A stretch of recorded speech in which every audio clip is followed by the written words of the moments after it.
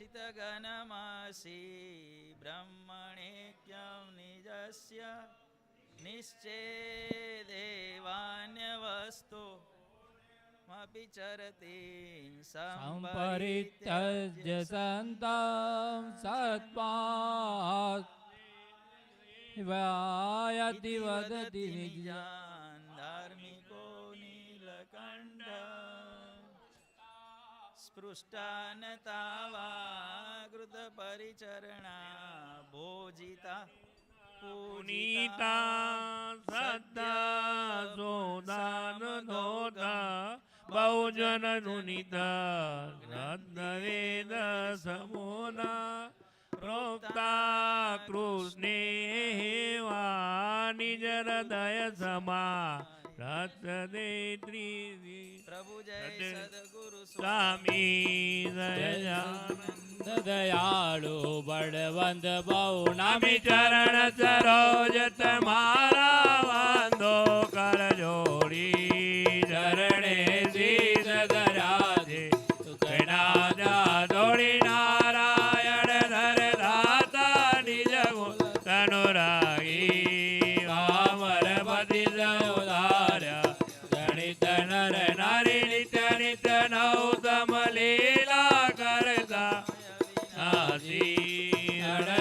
तीरथ चरणे कोटि कया गतिपुर सौतम प्रगटनु दर्शन करसे काल कर्मति जोटी कुटुंब रहित धसे आय अवसर करुणा निधि करुणा बहुकी मुक्तानंद गए मुक्ति सुगम करे दे दे जय अब जी बापा वाला जय स्वामी बापा करे हमारे आया मने जो गया प्यामाते बादी बाग दिया सने बैठा हरिजनों ने जानो दो बैठा रे पैरो आर गजरा बेवा दे हमने आप प्रसादी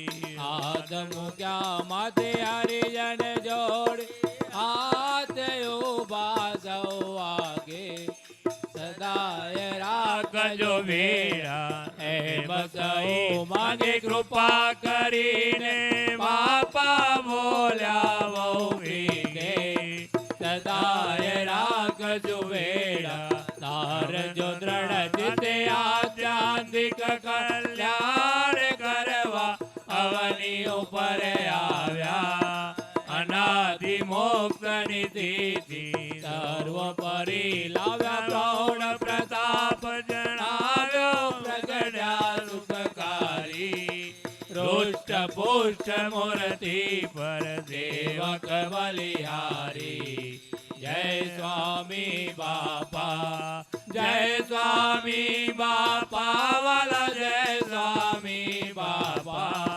स्वामी नारायण गादिन जय आचार्य बापा केवल कृपा करीने मूर्ति मालीला पुरुषोत्तम रूप करीने रसवस करी दिला रूप सिद्धांतो जग मा फैलाव्या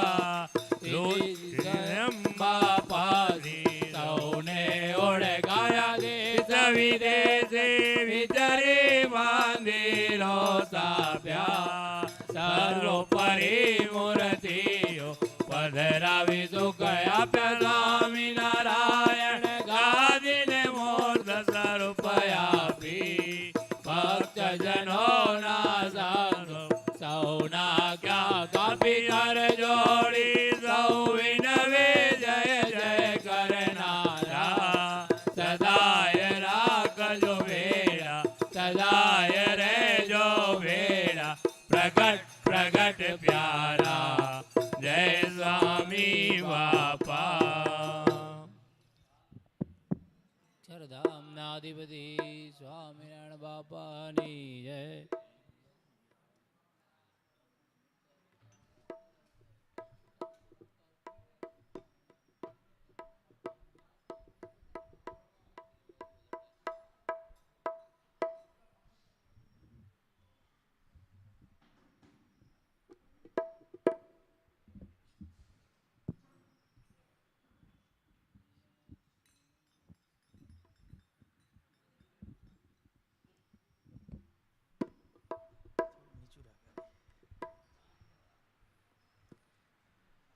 ऊर्ध्वं तथाधो नह्यस्य मानं तस्मिन् महोदामनिराजमानं मुक्तव्रजानामधिराजमानं श्रीस्वामिनारायणमानमामि श्रीस्वामिनारायणमानमामि ब्रह्माण्डसन्दो अविभासिकान्ते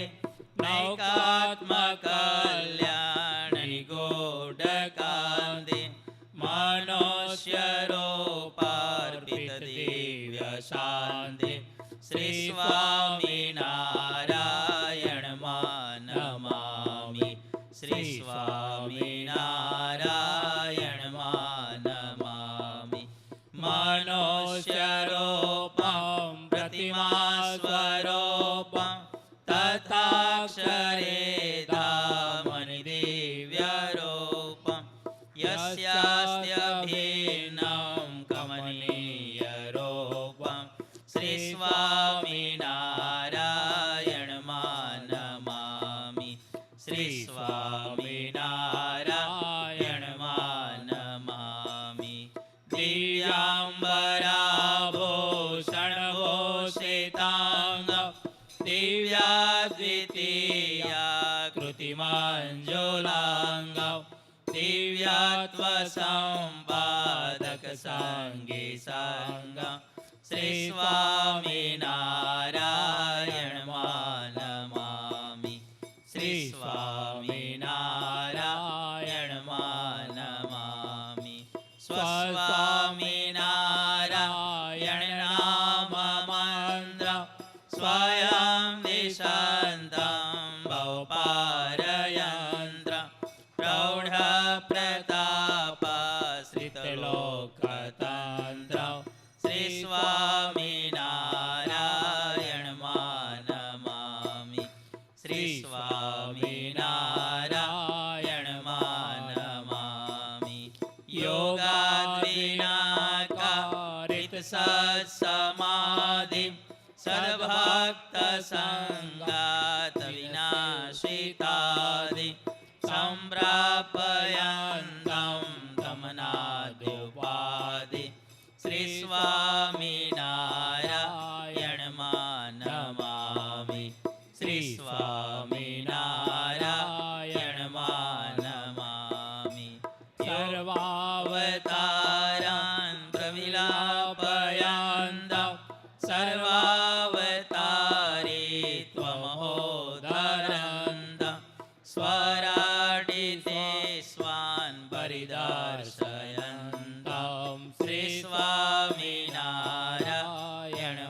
श्रीस्वामिनारायणमानमामि श्रीस्वामिनारायणमानमामि माहेश ब्रह्माक्षरसङ्गबीजं येनादिमोक्ताय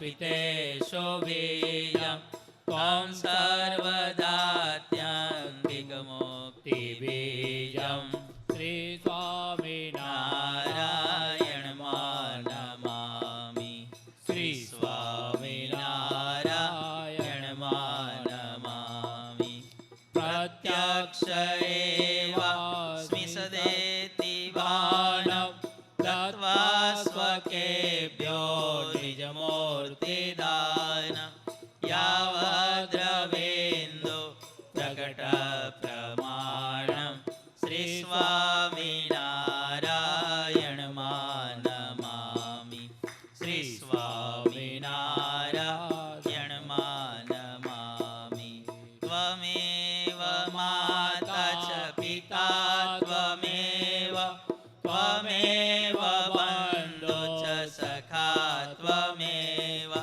त्वमेव विद्या द्रविणं त्वमेव त्वमेव सर्वं मम देव देव त्वमेव सर्वं मम देव देव निजाश्रितानां सकलार्तिहन्ता सद्धर्मभक्तेरवनं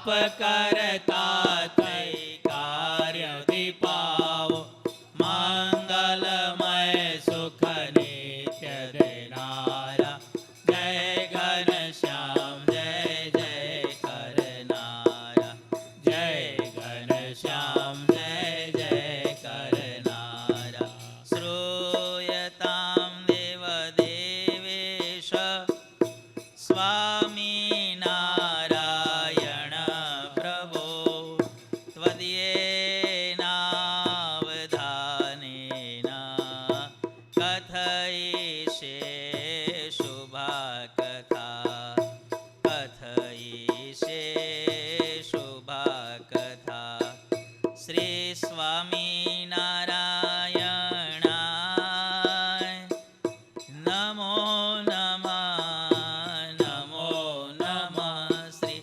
ઘનશ્યામાય નમો નમઃ નમો નમઃ શ્રી હરિ કૃષ્ણાય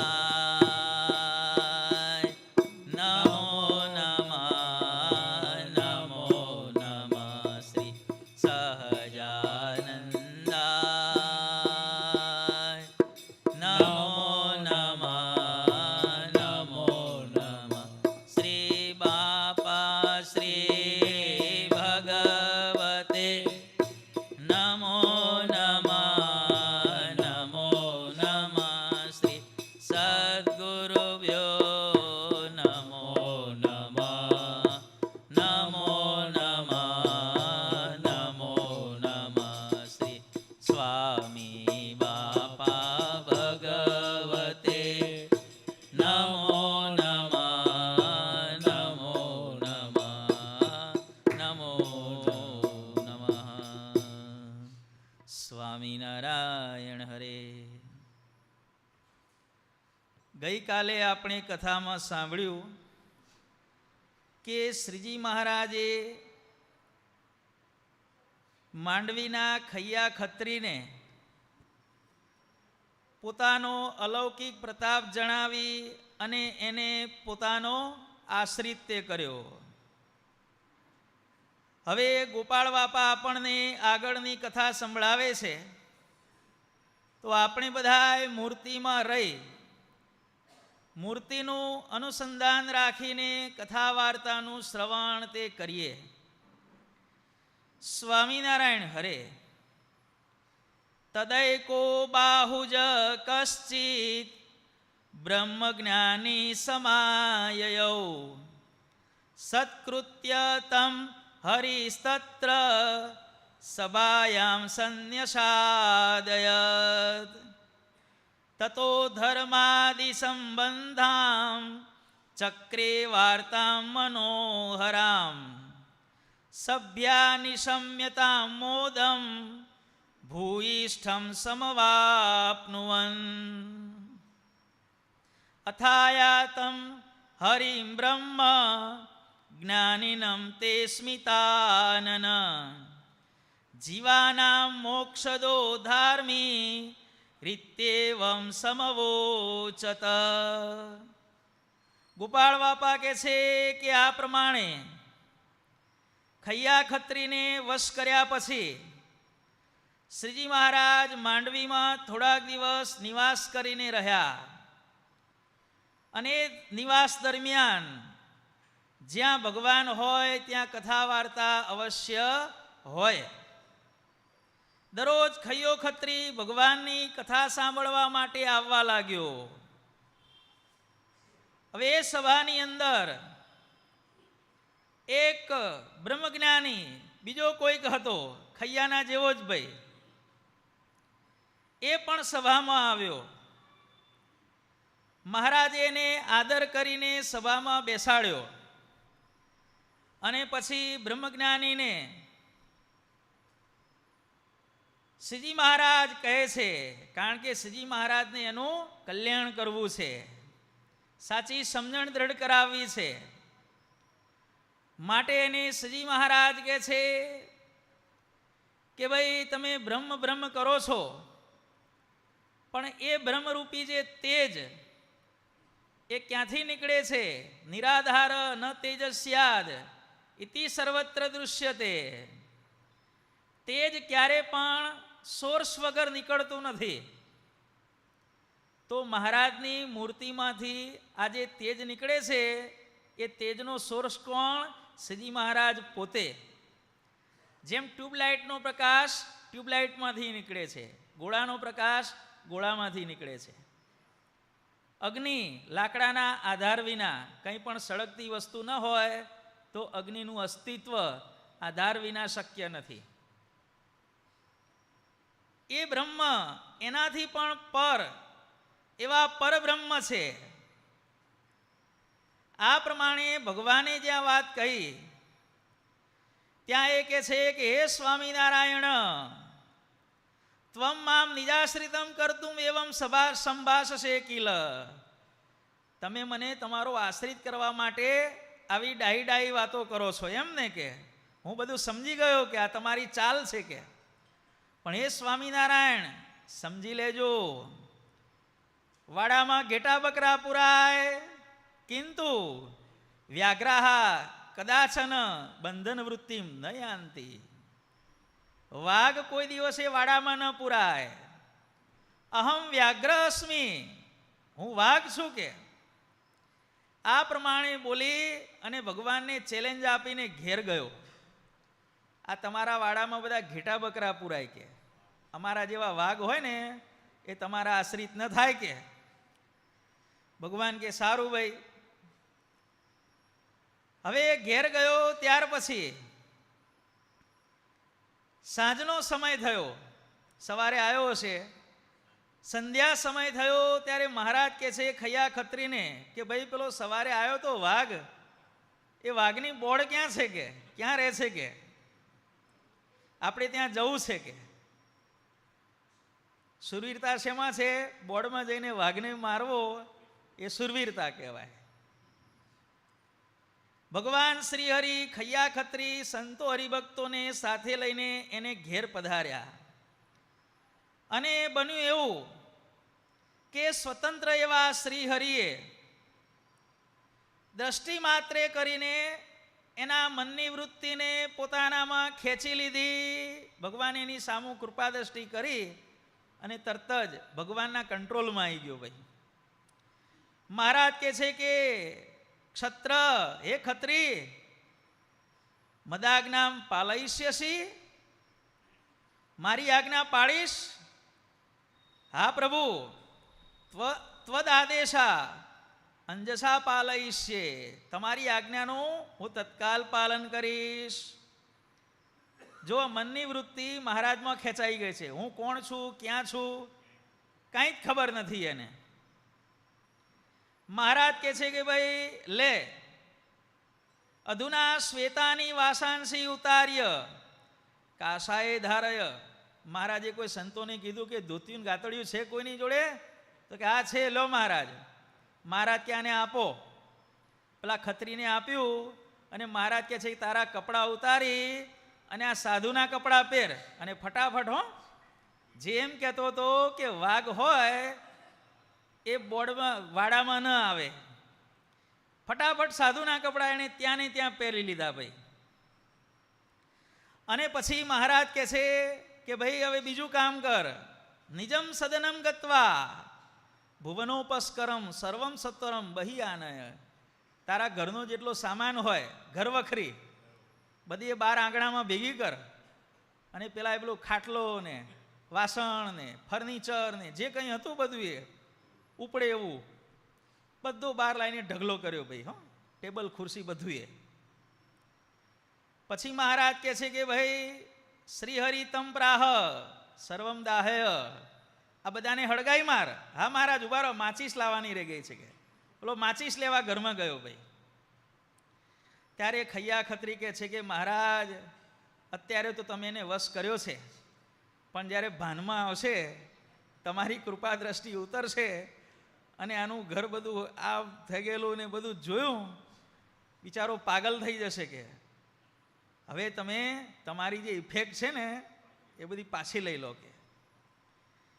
ત્યારે મહારાજ કે સારું, કશો વાંધો નહીં કે વળી પાછો એજિટિવ પોઝિશનમાં લાવી દો એને. અને પછી મહારાજ કહે છે કે ભાઈ તું મને બપોરે શું બોલ્યો હતો? વ્યાઘ્રમ બંધને ન આવરજેત. વાઘ હોય એ વાડામાં ન પુરાય. હા હા કે એમાં મેં શું ખોટું કીધું હતું? કે જો પાછો રૂપમાં આવી ગયો. એમાં મેં શું ખોટું કીધું હતું? કે અમે વાઘ છીએ, તમારા વાડામાં ન પુરાઈએ. ત્યારે શ્રીજી મહારાજ મંદ હાસ્ય કરતા કે છે ત્વદેહે વસ્ત્રમ પશ્ય. તારા લુગડા હામું તો જો.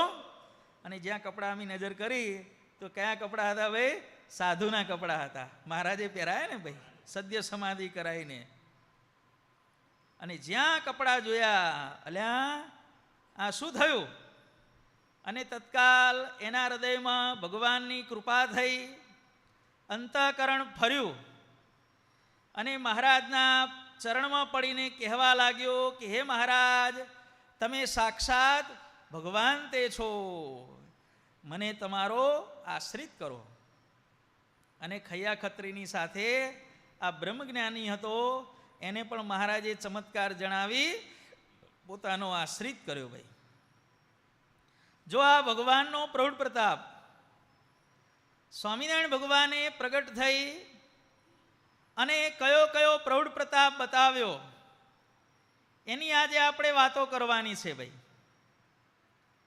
સ્વામિનારાયણ ભગવાન પ્રગટ થયા સંવત 1837 ચૈત્ર સુધી નોમને દિવસે છપૈયામાં ધર્મ ભક્તિને ત્યાં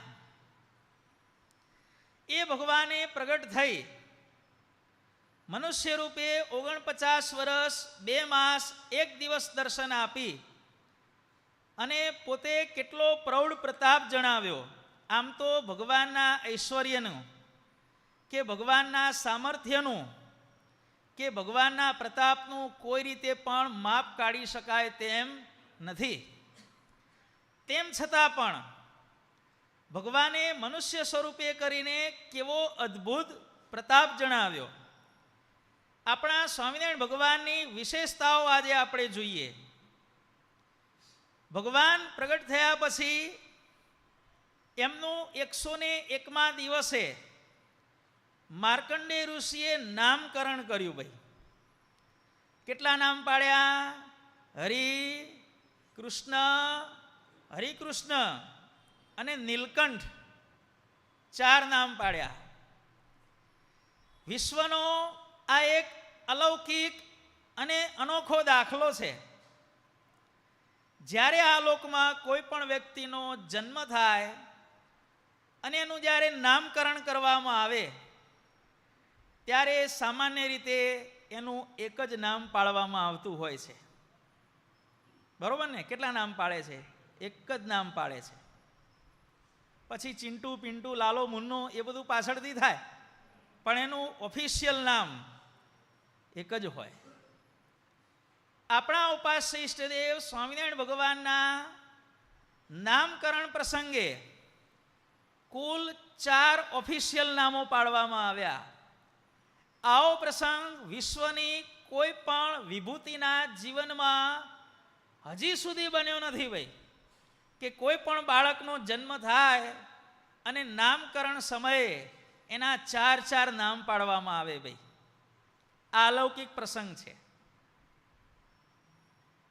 બીજા અવતારો કરતાં સ્વામિનારાયણ ભગવાનની વિશિષ્ટતા, આપણા સંપ્રદાયની અંદર જે શાસ્ત્રો રચાયા એ શાસ્ત્રોમાં ભગવાનનો સમયે સમયે જે નામનો પ્રયોગ કરવામાં આવ્યો એ નામોનો પ્રયોગ પણ જુઓ. ભાઈ ભગવાનની જ્યારે બાળ લીલાનો પ્રસંગ હોય ત્યારે ભગવાનનું કયું નામ સ્ટાન્ડર્ડ રાખવામાં આવ્યું છે? ભાઈ ઘનશ્યામ મહારાજ.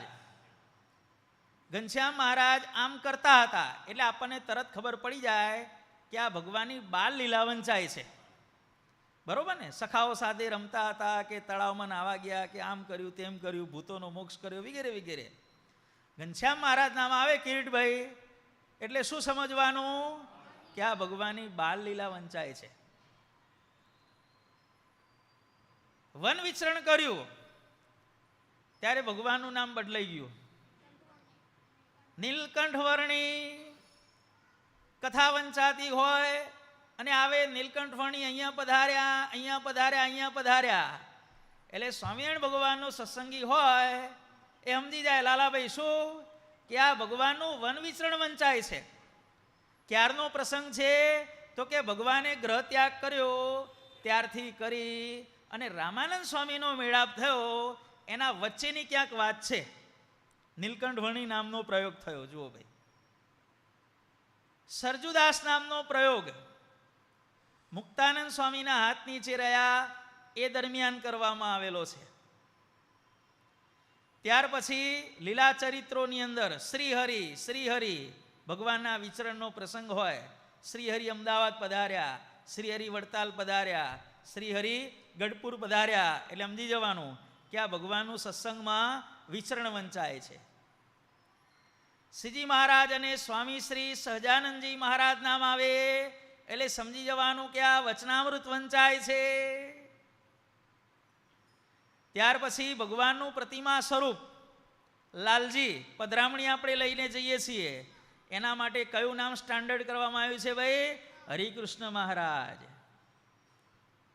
સ્વામિનારાયણ ભગવાને ધર્મધુરા ગ્રહણ કરી અને સ્વામિનારાયણ નામ પ્રકાશિત કર્યું, એના વચ્ચેનો જે સમયગાળો છે એના માટે સહજાનંદ સ્વામી નામ છે. અને પરોક્ષની અંદર બીજા બધા વિદ્વાનો ભગવાનનું સહજાનંદ સ્વામી એવા નામનો પ્રયોગ કરે છે. પરોક્ષના લેખકો હોય સ્વામિનારાયણ સંપ્રદાય ઉપર રિસર્ચ કરે ત્યારે સહજાનંદ સ્વામી નામનો પ્રયોગ કરે છે. જીવનના વિવિધ તબક્કાઓમાં વિવિધ પ્રસંગે ભગવાનના વિવિધ નામોનો પ્રયોગ જોવા મળે છે. આવા વિવિધ નામોનો પ્રયોગ બીજા કોઈ પણ અવતારના જીવન ચરિત્રમાં જોવા મળતો નથી. રામાયણ હોય તો રામ પ્રગટ થયા ત્યારથી અંતર ધ્યાન થયા ત્યાં સુધી રામ રામ રામ રામ રામ છેક છેલ્લે સુધી ભાઈ. કૃષ્ણનું જીવન ચરિત્ર હોય, પ્રગટ થયા ત્યારથી કૃષ્ણ કૃષ્ણ કૃષ્ણ શ્રી કૃષ્ણ કે કૃષ્ણ છેક છેલ્લે સુધી ભાઈ. એમાં બીજી નામોની વેરાયટી નથી ભાઈ. જુઓ, કોઈ પણ પરોક્ષના અવતારનું જીવન ચરિત્ર હોય તો એ ટુ ઝેડ એનું એક જ નામ. જ્યારે સ્વામિનારાયણ ભગવાનના કેટલા બધા નામ વપરાય છે ભાઈ. ક્યારે એવું આવે છે કે ભક્તિ માતા નીલકંઠ વર્ણીને ખોળામાં રમાડતા હતા ભાઈ? આવું કોઈ પુસ્તકમાં નથી. છે ભક્તિ માતા ઘનશ્યામ મહારાજને ખોળામાં રમાડતા હતા, નીલકંઠ વર્ણીને કે સરજુદાસને એવું ક્યાંય આવે છે ભાઈ? નીલકંઠ વર્ણી ઘનશ્યામ મહારાજ હોય ત્યાં ભાઈ. વન વિચરણ હોય ત્યાં ઘનશ્યામ મહારાજ એવા નામનો ક્યાંય પ્રયોગ નથી, ત્યાં નીલકંઠ વર્ણિત છે ભાઈ. આવો જુદા જુદા નામોનો જુદા જુદા તબક્કે પ્રયોગ સ્વામિનારાયણ ભગવાન સિવાય બીજા કોઈના પણ જીવન ચરિત્રમાં અદ્યાપી પર્યંત જોવા મળ્યો નથી. જો આપણને મળ્યા ભગવાન કેવા સર્વોપરી છે આના ઉપરથી આપણને ખ્યાલ આવે ભાઈ. જ્યારે સ્વામિનારાયણ ભગવાને રામાનંદ સ્વામી પાસે દીક્ષા લીધી, સંત બન્યા, ત્યારે રામાનંદ સ્વામીએ એમના બે નામ પાડ્યા, નારાયણ મુનિ અને સહજાનંદ સ્વામી. વિશ્વમાં અત્યાર સુધી આટલા સાધુઓ થયા ભાઈ. કેટલા લાખો ને કરોડોની સંખ્યામાં સાધુએ દીક્ષા લીધી, પણ સ્વામિનારાયણ ભગવાન સિવાય બીજા કોઈ પણ સંતનું દીક્ષા વખતે જ્યારે નામકરણ કરવામાં આવે ત્યારે એના બે નામ ક્યારે પણ પાડવામાં આવ્યા નથી. આવો પ્રસંગ એક અને માત્ર એક આપણા ઉપાસ્ય ઈષ્ટદેવ સ્વામિનારાયણ ભગવાનના જીવનમાં બનેલો છે ભાઈ, કે દીક્ષા વખતે એના બબ્બે નામ પાડવામાં આવ્યા ભાઈ. કોઈ સંતના બે નામ હોય છે ભાઈ? મહારાજના બે નામ મહારાજે અંગીકાર કર્યા, રામાનંદ સ્વામી પાડ્યા અને મહારાજે અંગીકાર કર્યા. આ વિશ્વનો અલૌકિક પ્રસંગ છે. આપણે સ્વામિનારાયણ ભગવાનના આશ્રિત છીએ તો સ્વામિનારાયણ ભગવાનના જીવનમાં જે જે કંઈ વિશેષતાઓ છે એ વિશેષતાઓનો આપણને હંમેશા ખ્યાલ હોવો જોઈએ. ભગવાને પ્રગટ થઈને કેવી કેવી સામર્થ્યો બતાવી એની જો આપણે વાત કરીએ, સૌથી પહેલી આપણે જમવાની સામર્થ્યની વાત કરીએ. બાળક જન્મે ત્યારે એની માતાને સ્તનપાન કરે ભાઈ, એમાં પણ ભગવાને ઐશ્વર્ય દેખાડ્યું ભાઈ. સામાન્ય રીતે બાળકનો જન્મ થાય ત્યારે એની એક જ માતાને ધાવે. માતા તો એક જ હોય ને ભાઈ, એની માતાને ધાવે. માતાને દૂધ ના આવતું હોય તો બીજી કોઈ બાઈએ જન્મ આપ્યો હોય બાળકને, એને રિક્વેસ્ટ કરે કે ભાઈ તમે મારા બાળકને ધવરાવો, ધવરાવે. ભારતીય સંસ્કૃતિ છે ભાઈ. સામાન્ય રીતે એક બાળક એક માતાનું સ્તનપાન કરે. પરોક્ષની અંદર શ્રી કૃષ્ણ ભગવાને બે માતાઓનું સ્તનપાન કર્યું ભાઈ, દેવકી અને યશોદા. બરોબર ને? દેવકી અને યશોદા બે માતાઓનું સ્તનપાન કર્યું. અલા ભાઈ રામચંદ્રજીએ 3 માતાઓનું સ્તનપાન કર્યું, કારણ કે ચારે ભાઈઓ એક જ દિવસે પ્રગટ થયેલા. રામ, લક્ષ્મણ, ભરત ને શત્રુઘ્ન. કૌશલ્યા, સુમિત્રા અને કૈકેયી. રામચંદ્ર ભગવાને 3 માતાઓનું સ્તનપાન કર્યું ભાઈ. ત્યાર પછી શંકર પાર્વતીના મોટા પુત્ર કાર્તિકેય, એમણે 7 માતાઓનું સ્તનપાન કર્યું ભાઈ. કાર્તિકેયનું એક બીજું નામ છે ષડમાતુર, જેની 6 માતાઓ છે, કૃતિકાઓ. તમે બધા ઇતિહાસ જો વાંચ્યો હોય તો 6 કૃતિકાઓએ એમને સ્તનપાન કરાયું અને પછી પાર્વતીને હોપ્યા, એટલે પાર્વતીએ પણ સ્તનપાન કરાયું ભાઈ. 7 માતાઓનું સ્તનપાન કાર્તિક સ્વામીએ કરેલું છે ભાઈ.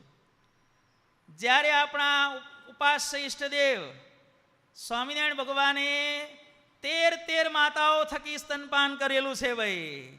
જો ભાઈ, આ સ્વામિનારાયણ ભગવાનનો વર્લ્ડ રેકોર્ડ ભાઈ. આવે છે ને, કાલિદત્તનો વધ કર્યો પછી ધર્મદેવની 12 માતાઓ ભગવાનને સ્તનપાન કરાવવા માટે આવી અને ભગવાને 12 સ્વરૂપ ધારણ કરી અને એમની અભિલાષા પૂર્ણ કરી. એમાં પણ ચમત્કાર થયો કે 12 સ્વરૂપ ભગવાને ધારણ કર્યા એ બીજા બધાને દેખાણા, પણ 12 પત્નીઓ જે હતી એને તો એમ જ થયું કે હું સ્તનપાન કરાવું છું, બીજી બધી મારા સામું જોઈ રહી છે. આવું દરેકને દેખાય ભાઈ, ઇન્ડિવિડ્યુઅલી દરેકને. આવો અદ્ભુત ચમત્કાર જો સ્તનપાન કરવામાં પણ, કોઈએ 1, કોઈએ 2, કોઈએ 3, કોઈએ 7. જ્યારે સ્વામિનારાયણ ભગવાને 13 માતાઓ થકી સ્તનપાન કરેલું છે ભાઈ. આવો વર્લ્ડ રેકોર્ડ એ પણ શ્રીજી મહારાજ સિવાય બીજા કોઈના જીવન ચરિત્રમાં જોવા મળતો નથી ભાઈ. બચપણમાં જમતા વાર લાગી, સુવાસીની ભાભીની વીંટી ઉઠાવીને ભગવાન ભાગ્યા અને આખી કંદોઈની 4 થી 5 દુકાનો ભગવાને ખાલી કરી નાખી. કેટલી અવસ્થા હતી ભાઈ, 5 થી 7 વર્ષની અવસ્થા. 4-5 દુકાનો ભરીને મીઠાઈઓ ખાલી કરવી અને પછી મહારાજ કહે છે કે ભાઈ હજી તો મારું પેટ અડધું પણ ભરાયું નથી, કે લાવો. ત્યારે પેલો કંદોઈ હતો ને ખીજાણો, 5 મણ ઘી, પેલું કઢાયું હતું ભાઈ, તાવડો આપણે જેને કહીએ છીએ, 5 મણ ઘીનો તાવડો હતો. લે કે ભગવાન 5 મણ ઘી પણ પાન કરી જતા હતા. જો બાલ્યાવસ્થાની અંદર ભગવાને આટલો આહાર કરેલો છે ભાઈ, જીવનમાં કોઈ પણ વ્યક્તિ આટલું કરી શકે ભાઈ? આ કોણ કરી શકે? એ તો ખરું આપણા ઉપાસ્ય ઈષ્ટદેવ સ્વામિનારાયણ ભગવાનનું કામ ભાઈ. આવે છે ને ગાદી ગ્રંથમાં, એ તો ખરું સ્વામિનારાયણ ભગવાનનું કામ ભાઈ. આટલો બચપણમાં મહારાજે ચમત્કાર બતાવેલો છે. રામાનંદ સ્વામી થકી ધર્મધુરા ગ્રહણ કર્યા પછી શરૂઆતના વર્ષોમાં ભગવાને આહારની પદ્ધતિ કેવી રાખેલી, આપણે જો એનો વિચાર કરીએ ને તો આપણે તો ચક્કર ખાઈને હેઠા પડીએ ભાઈ. કેવો કેવો ભગવાન આહાર કરતા હતા. કોઈક સમયે ભગવાન એવું પ્રકરણ રાખેલું કે 5 શેર દહીં લેવાનું કેટલું લેવાનું ભાઈ? 5 શેર દહીં લેવાનું અને એમાં 4 શેર લાલ મરચું નાખવાનું અને મિક્સ કરવાનું. 5 શેર દહીં, 4 શેર લાલ મરચું, તીખામાં તીખું ભાઈ. કેટલું વજન થયું? 9 શેર ભાઈ. 9 શેર એટલે 4.5 કિલો. બધું એકી સમયે એને ગ્રહણ કરી લેવાનું ભાઈ. બોલો આ શક્ય છે? 5 શેર દહીંમાં 4 શેર મરચું મિક્સ કરવાનું અને બધું જમી જવાનું. શું થાય? કેટલા અલ્સર થાય ભાઈ? 4 શેર મરચું માણસ એકી ટાઈમે ખાય તો અલ્સર કેટલા થાય? 50 થી 100 અલ્સર થાય ભાઈ. આંતરડું કાણાવાળું થઈ જાય ભાઈ. મેસૂબની જારી હોય ને એવું આંતરડું થઈ જાય ભાઈ. જો આવું ભગવાને પ્રકરણ રાખેલું. ક્યારેક ભગવાન એક તાંસળી ભરી અને મીઠી આવડ, રેચક પદાર્થ છે, તરત જ ઝાડા થઈ જાય ભાઈ. શેર લો અને ઝાડા થઈ જાય. એવી મીઠી આવડ ભગવાન આખું તાંહળું ભરીને પી જતા ભાઈ. અને એના ઉપર 2.5 શેર આંબલી ભગવાન જમતા. 2.5 શેર આંબલી જમવાથી શું થાય? એ જે થતું હોય તે થાય. ભગવાને આવું પ્રકરણ રાખેલું ભાઈ. મીઠી આવડ અને આંબલી. ક્યારેક ભગવાન એવું પ્રકરણ રાખતા, 15 કિલો કેરી સુધારવાની. સુધારેલી કેરીનું વજન 15 કિલો. બજારમાંથી લાયેલી 15 કિલો નહીં, છાલ ગોટલા કાઢ્યા પછી 15 કિલો કેરી અને એમાં નાખવાનું 1.5 કિલો મીઠું. 15 કિલો કેરીમાં 1.5 કિલો મીઠું બરોબર મિક્સ કરી અને એક જ સમયે જમી જવાનું ભાઈ. બોલો બીપી કેટલું થાય? 1000 થાય કે 2000 થાય? 1.5 કિલો મીઠું ખાવાથી ડૉક્ટરોને પૂછજો કે 1.5 કિલો માણસ એકી ટાઈમે મીઠું ખાય તો બીપી 1000 થાય, 2000 થાય કે 5000 થાય? ઉપરનું ને નીચેનું? હે? આવો ભગવાને ચમત્કાર બતાવેલો છે. અને 1-2 દિવસ નહીં હો, મહિનાઓના મહિનાઓ સુધી ભગવાને આવા કોર્સ કરેલા છે ભાઈ. અત્યારની ભાષામાં કહીએ તો શ્રાવણ મહિનો આવે અને શ્રાવણ મહિનામાં ચોમાસામાં હાઈ ક્લાસ લીંબુ તૈયાર થાય ભાઈ. કાગદી લીંબુ ભગવાન મગાવે અને સંતોને કે સંતો 200 લીંબુ કાપો કે. એકી સમયે આપણા ઉપાસ્ય ઈષ્ટદેવ સ્વામિનારાયણ ભગવાન 200 લીંબુ ચૂસી જતા હતા. આવો ચમત્કાર ભાઈ. બોલો છે શક્ય? કોઈ પણને પૂછો ભાઈ, આવું ક્યાંય પણ શક્ય નથી. આવા ભગવાનના ચરિત્ર જોઈ અને હજારો માણસોએ સ્વામિનારાયણ સંપ્રદાય સ્વીકારેલો છે ભગવાનને જમતા જોઈને. ભગવાન આવું જમે છે કે મીઠી આવળ અને એના ઉપર આંબલી, દહીં અને મરચાં, 15 કિલો કેરી, 1.5 કિલો મીઠું અને હમણાં આ 200 લીંબુ કે. આવું કાર્ય ભગવાન સિવાય કોઈથી પણ થાય નહીં. માટે ચાલો આપણે બધા એમના આશ્રિત થઈ જઈએ.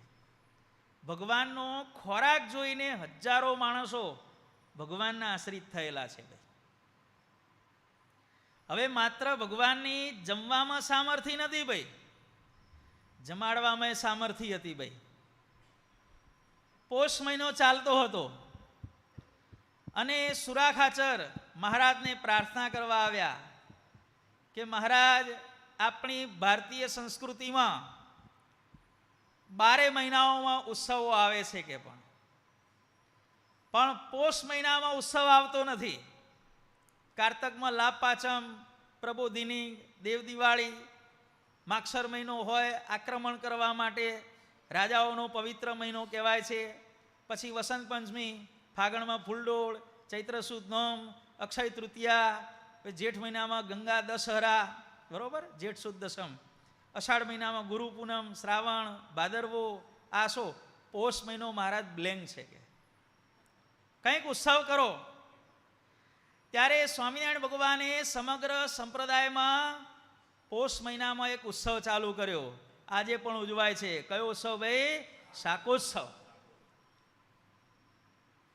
પોષ મહિનાનો શાકોત્સવ ભગવાને કર્યો અને એમાં ભગવાને એટલી બધી અદ્ભુત સામર્થ્ય બતાવી. ભગવાને જાતે શાક તૈયાર કર્યું અને ભગવાને પોતે બધાને પીરસ્યું.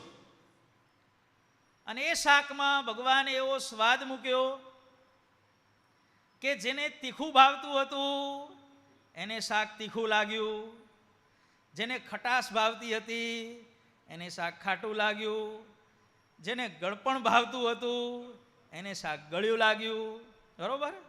જેને જેવું ભાવતું હતું એવો શાકમાં સ્વાદ ભગવાને મૂક્યો. વસ્તુ તો એક જ હતી. શાકોત્સવ પૂરો થયો, જમીને બધા બહાર નીકળ્યા અને 5 જણા એમ બોલવા માંડ્યા, આજે તો શાક હાઈ ક્લાસ તીખું હતું. કે અરે જા કે શાક તો એકદમ ગળ્યું હતું, અમે ખાધું છે, તે ખાધું છે, અમે નથી ખાધું. કે આવો પણ સત્સંગીઓની અંદર આવી ચર્ચા થવા માંડી ભાઈ. અને ત્યારે ખબર પડી, કોઈ કે ખાટું હતું, કોઈ કે ગળ્યું હતું, કોઈ કે તીખું હતું, કોઈ કે મોરું હતું. ઘણાને મોરું ભાવતું હોય, પાછું એને મોડું મળ્યું ભાઈ. ત્યારે બધાએ નક્કી કર્યું કે આ પ્રતાપ કોનો છે ભાઈ? આપણા ઉપાસ્ય ઈષ્ટદેવ સ્વામિનારાયણ ભગવાનનો પ્રતાપ છે. જો ભાઈ, વિશ્વની અંદર સર્વ માણસોને સંતોષ થાય અને બધાને એમ થાય કે ના બરોબર છે, આવી વિશ્વમાં એકમાત્ર રસોઈ જો થઈ હોય તો એ ક્યાં થઈ હતી? લોયાના શાકોત્સવ વખતે રસોઈ થઈ હતી. બાકી તો બધે માણસો ગમે તેટલું સારું કરો ને તો એ ભૂલ કાઢનારા મળી રહે ભાઈ. પણ લોયાના શાકોત્સવમાં કોઈએ પણ મિસ્ટેક ન કાઢી. મહારાજે મહિનાઓ સુધી શાકોત્સવ ચલાવ્યો હતો ભાઈ. અને દેવતાઓ આવી અને એ શાકની પ્રસાદી સ્વર્ગમાં લઈ ગયા હતા ભાઈ. આવું પણ શાસ્ત્ર વિધાન છે ભાઈ. આવો અદ્ભુત શાકોત્સવ કે જેમાં મહારાજે બધાને રસોઈ કરી અને સર્વને સંતોષ પમાડ્યા. આ ભગવાનની રસોઈ કરવાની સામર્થ્ય હતી ભાઈ. હવે આગળ આપણે જોઈએ કે ભગવાનની શારીરિક સામર્થ્ય ભગવાને કેટલી બતાવી. એક સમયે અયોધ્યામાં જે મખોડા ઘાટ કહેવાય છે, એ મખોડા ઘાટ આગળ કંઈક મંદિરનું બાંધકામ થતું હતું.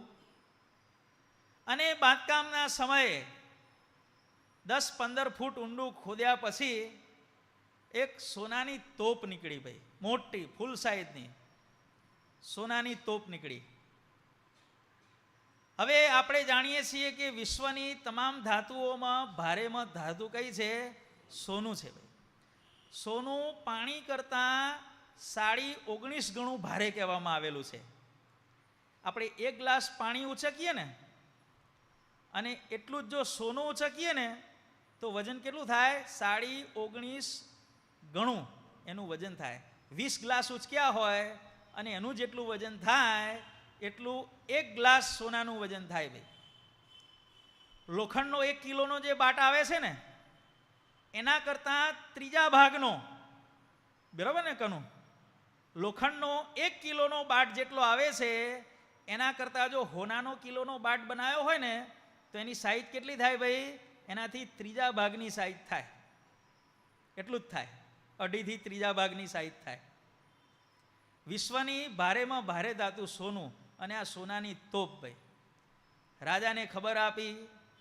રાજાએ કહ્યું ગમે તેમ કરીને હવે એને આપણા મહેલમાં લાવો. કે 20 બળદોને લઈ અને સૈનિકો ત્યાં પહોંચ્યા. 20 બળદો જોડ્યા. પહેલા 2 જોડ્યા, પછી 4 જોડ્યા, પછી 8 જોડ્યા, પછી 12 જોડ્યા, 16 જોડ્યા. 20 બળદો જોડ્યા ત્યારે એ તોપ માંડ ખાડામાંથી બહાર નીકળી ભાઈ. ઢળાતી. હવે બહાર તો નીકળી, પણ એને ગાડામાં કઈ રીતે ચડાવવી? વિચાર કરો. 20 બળદો જે તોપને માંડ બહાર લાવ્યા, જમીન ઉપર આવી ગઈ, પણ ગાડામાં તો ચડાવવી પડે ને ભાઈ. ગાડું તૈયાર હતું. આજની જેમ ક્રેનો નહોતી એ સમયે. કેટલાય દિવસો પ્રયત્ન ચાલ્યો ભાઈ. અનેક સમયે આપણા ઉપાસ્ય ઈષ્ટદેવ સ્વામિનારાયણ ભગવાન આ ધર્મદેવ ને સખાઓ સાથે ત્યાં પધાર્યા. શું ઘણા દાડાથી આ બધો પ્રોગ્રામ ચાલે છે કે આ સોનાની તોપ છે એ ગાડામાં ચડતી નથી કે મહારાજ કે હું ચડાવું કે બોલો. મહારાજની ઉંમર કેટલી છે? 7 થી 8 વર્ષની ઉંમર છે. અયોધ્યામાં રહેવા આવ્યા ત્યારે 8 વર્ષના ઘનશ્યામ પ્રભુ કે છે કે હું આ તોપને ગાડામાં ચડાવું. બધાને ખબર હતી કે આ ધર્મદેવનો બાળક ઘનશ્યામ ચમત્કારી છે, કંઈક કરશે કે. એટલે બધાએ કીધું ભાઈ સાહેબ તારે જે કરવું એ કર, નહીં તો પેલો રાજા છે ને અમને બધાને ફાંસી લટકાવશે કે, જલ્દી તોપ ચડાવી દે કે. અને આપણા ઉપાસ્ય ઈષ્ટદેવ સ્વામિનારાયણ ભગવાને એ સોનાની ભારે તોપ માત્ર પોતાના ડાબા હસ્તની હથેળીમાં ઉચકી અને જેમ કોઈ ગુલાબનું ફૂલ અહીંયાથી ઉચકીને અહીંયા મૂકે એમ એ ભારે સોનાની તોપ ઘનશ્યામ મહારાજ પોતાના ડાબા હાથે ઉચકી અને ગાડામાં તત્કાલ મૂકી દેતા હતા. જો ભાઈ, મહારાજને ઓલિમ્પિકમાં મોકલ્યા હોય તો ગોલ્ડ મેડલ કોઈને ના આવ્યો ભાઈ, પેલા વેઇટ લિફ્ટિંગમાં. આટલો ભગવાનનો વેઇટ લિફ્ટિંગ પાવર હતો ભાઈ, દેખાડ્યો હો. ઓરિજિનલ કેટલો છે એનું તો શાસ્ત્રમાં માપ નથી, પણ ભગવાને પ્રગટ થઈને વેઇટ લિફ્ટિંગ પાવર, ભગવાનનો 8 વર્ષની ઉંમરે વેઇટ લિફ્ટિંગ પાવર આટલો હતો ભાઈ. વજન ઉચકવાની ક્ષમતા ભગવાનની આટલી હતી ભાઈ, દેખાડી હતી એમ ન કહેવાય આપણાથી, સોરી હો, ભગવાને આટલી દેખાડી ભાઈ. શું 8 વર્ષની ઉંમરે દેખાડી. અયોધ્યાની અંદર ભીમસિંહ, દિલ્હીસિંહ ને માનસિંહ 3 મલ્લ આવ્યા ભાઈ. અને એમાં એનો કેપ્ટન હતો ભીમસિંહ ભાઈ, જાડો. એને જોઈને જ કોઈ કુસ્તી કરવા તૈયાર ન થાય, આવું એનું શરીર હતું ભાઈ. એ ભીમસિંહ એટલો બધો શક્તિશાળી હતો કે પોતાના પગે એણે લોખંડની સાંકળ બાંધી ભાઈ. કેટલા વજનની હતી? 500 કિલોની સાંકળ, 12 મણ, બરોબર, 12 ચોક 12 દુ 24, 250 કિલોની સાંકળ હતી. સોરી, પેલો 40 મણ પેલો આવી ગયો ને, 40 કિલોનો ઘણી જગ્યાએ મણ થાય છે. 250 કિલોની સાંકળ હતી ભાઈ. પોતાના પગે બાંધી અને સભામાં રહેલા બધાને કીધું, બધા ઉઠો કે, જવાનિયા, ઘેડા, છોકરા, બૈરા બધા ઉઠો કે, અને એનો છેડો ખેંચો. આખી સભાએ એ લોખંડની સાંકળનો છેડો પકડી અને એને ખેંચી ભાઈ. પણ ભીમસિંહનો પગ 1 મિલીમીટર જેટલો પણ આગો પાછો થયો નહીં. આટલો શક્તિશાળી ભીમસિંહ હતો ભાઈ. ઘનશ્યામ પ્રભુ એમાંથી બાકાત હતા, ખેંચવામાંથી. અને પછી રાજાને થયું કે આવા મલ્લની જોડે કુસ્તી કોણ કરે? મલ્લો કે કુસ્તી ન કરવી હોય તો અમને પણ બાજવામાં રસ નથી, તમે આટલા રૂપિયા આપી દો એટલે અમે થઈએ રવાના કે. કોઈ ના હોય તો પૈસા આપી દો. કેટલા પૈસા? તો આટલા. સારું, એટલા બધા પૈસા તો બે લડનાર લાવો કે, કાં પૈસા લાવો કાં અમને હરાવો કે. અને એ સમયે ઘનશ્યામ પ્રભુ તૈયાર થયા ભાઈ. ભીમસિંહની સાંકળ તો પગે બાંધેલી જ હતી અને જોયું કે 8 વર્ષનું બાળક આવી રહ્યો છે કે, એટલે આ છોકરા તું શું કરી શકવાનો છે કે. પણ બધાને ખબર હતી હો, પરચા ચમત્કાર જોયેલા ને, આ કંઈક કરશે કે. ભગવાને માત્ર ડાબા હાથે એ 12 મણ વજનની સાંકળને ઉચકી અને સેજ ઝાટકો માર્યો. સેજ એવો ઝાટકો માર્યો કે 12 મણ વજનની જે સાંકળ હતી એ સાંકળના ડાબા હાથના ઝાટકાથી 11 ટુકડા થઈ ગયા. જો ભાઈ, 11 ટુકડા થઈ ગયા. અને પેલો ભીમસિંહ 1 મિલીમીટર જેટલું પણ ખસ્યો નહોતો. એ ભીમસિંહ 4-5 ગોઠમણા ખાઈ અને દૂર એક ઝાડ હતું, એ ઝાડને ભટકાણો અને બરોબર એને વાગ્યું. ખાલી ડાબા હાથે સહેજ આમ ઝાટકો માર્યો, 11 ટુકડા, અને પેલો ઉથલીને ક્યાંય પડ્યો. આવું અદ્ભુત સામર્થ્ય ભગવાને બાલ્યાવસ્થામાં બતાવેલું છે ભાઈ. ફિઝિકલ ફિટનેસ જેને કહેવામાં આવે છે આટલી હતી ભાઈ. સ્ટેમિના, સ્ટ્રેન્થ જેને કહેવામાં આવે છે, આટલી શક્તિ ભગવાને બતાવેલી છે ભાઈ. શ્રીજી મહારાજ વિચરણ કરતા કરતા એક ગામમાં પધાર્યા ભાઈ. એ ગામની અંદર એક રજપૂત રહેતા હતા. રજપૂત એટલે લડવૈયા જ્ઞાતિ. અને એની શક્તિ એટલી હતી કે એને શ્રીફળ ફોલીને આપવામાં આવે, શ્રીફળ ફોલીને આપી દેવાનું હુકું. આપણે આ સવારે ધજાઓ ચડાવીને આવ્યું શ્રીફળ, 2 હાથમાં 2 શ્રીફળ આપવાના. લ્યો દાદા ફોડો કે. ફોડે એટલે પછાડવાનું નહીં ભાઈ, શ્રીફળ આમ પકડવાના, આટલું આમ જ કરવાનું. શ્રીફળ ફૂટી જાય ફટ દઈને, 5 થી 6 કટકા થઈ જાય એના. આટલી પ્રચંડ એનામાં તાકાત હતી. 2 હાથમાં 2 શ્રીફળ લે, આમ કરે એટલે શ્રીફળના ભૂકા નીકળી જાય. આટલી એનામાં શક્તિ હતી. મહારાજને થયું કે આને આપણે સત્સંગ કરાવવો છે. કે કઈ રીતે કરાવવો? મહારાજ કે એને બોલાવો. કે બોલાવ્યા, આવ્યા. મહારાજ કે છે કે આજે અમે વિચરણ બહુ કર્યું છે કે, અને આજે ખબર નહીં કોણ પ્રેમી ભક્તની રસોઈ હશે તે માથું ચડ્યું છે, ગેસ માથામાં ચડી ગયો છે. કે શું માથું દુખે છે કે ગેસથી? તમે થોડી વાર માથું દબાઈ આપો ને ભાઈ. મહારાજ દબાઈ દઉં કે. એટલે એણે, કારણ કે ખબર હતી પોતાને કેટલી ખબર છે. હવે જે માણસ નાળિયેરને આમ કરીને તોડી નાખે તો માથું દબાવે શું થાય ભાઈ? ખોપરી ફાટી જાય ને ભાઈ. એ ધીમે ધીમે દાબવા માંડ્યો. મહારાજ કે હજુ જોરથી દાબો ને યાર, કે હજી કંઈ ફેર નથી પડ્યો. કે થોડું જોરથી દાબી, હજી જોરથી, હજી જોરથી, હજી જોરથી. કે છે કે જે માણસ પોતાના 2 હાથમાં શ્રીફળ રાખીને ફોડી નાખતો હતો એ માણસ પરસેવે રેપઝેપ થઈ ગયો ભાઈ. પેલો થાક્યો અને પછી હાંફવા માંડ્યો. એના હાંફનો અવાજ, હાંફ ચડી હોય અને ધમણની જેમ શ્વાસ ચાલતો હોય એ શ્વાસ બધા સંતો હરિભક્તોને સંભળાવવા માંડ્યો. આટલો બધો હાંફી ગયો, પરસેવે રેપઝેપ થઈ ગયો, થાકી ગયો અને હાંફી ગયો. મહારાજ કે હજી જોર કરો ને યાર, તમારી પબ્લિસિટી આટલી બધી છે, હે, તમારી કંપનીનું નામ આટલું ઊંચું છે, તમને ઓર્ડર આપ્યો છે, તમે કામ બરોબર નથી કરતા. કે ત્યારે એને એમ થયું કે આટલું જોર કરવા છતાં આ સહી સલામત છે, એનામાં કંઈક ઐશ્વર્ય છે.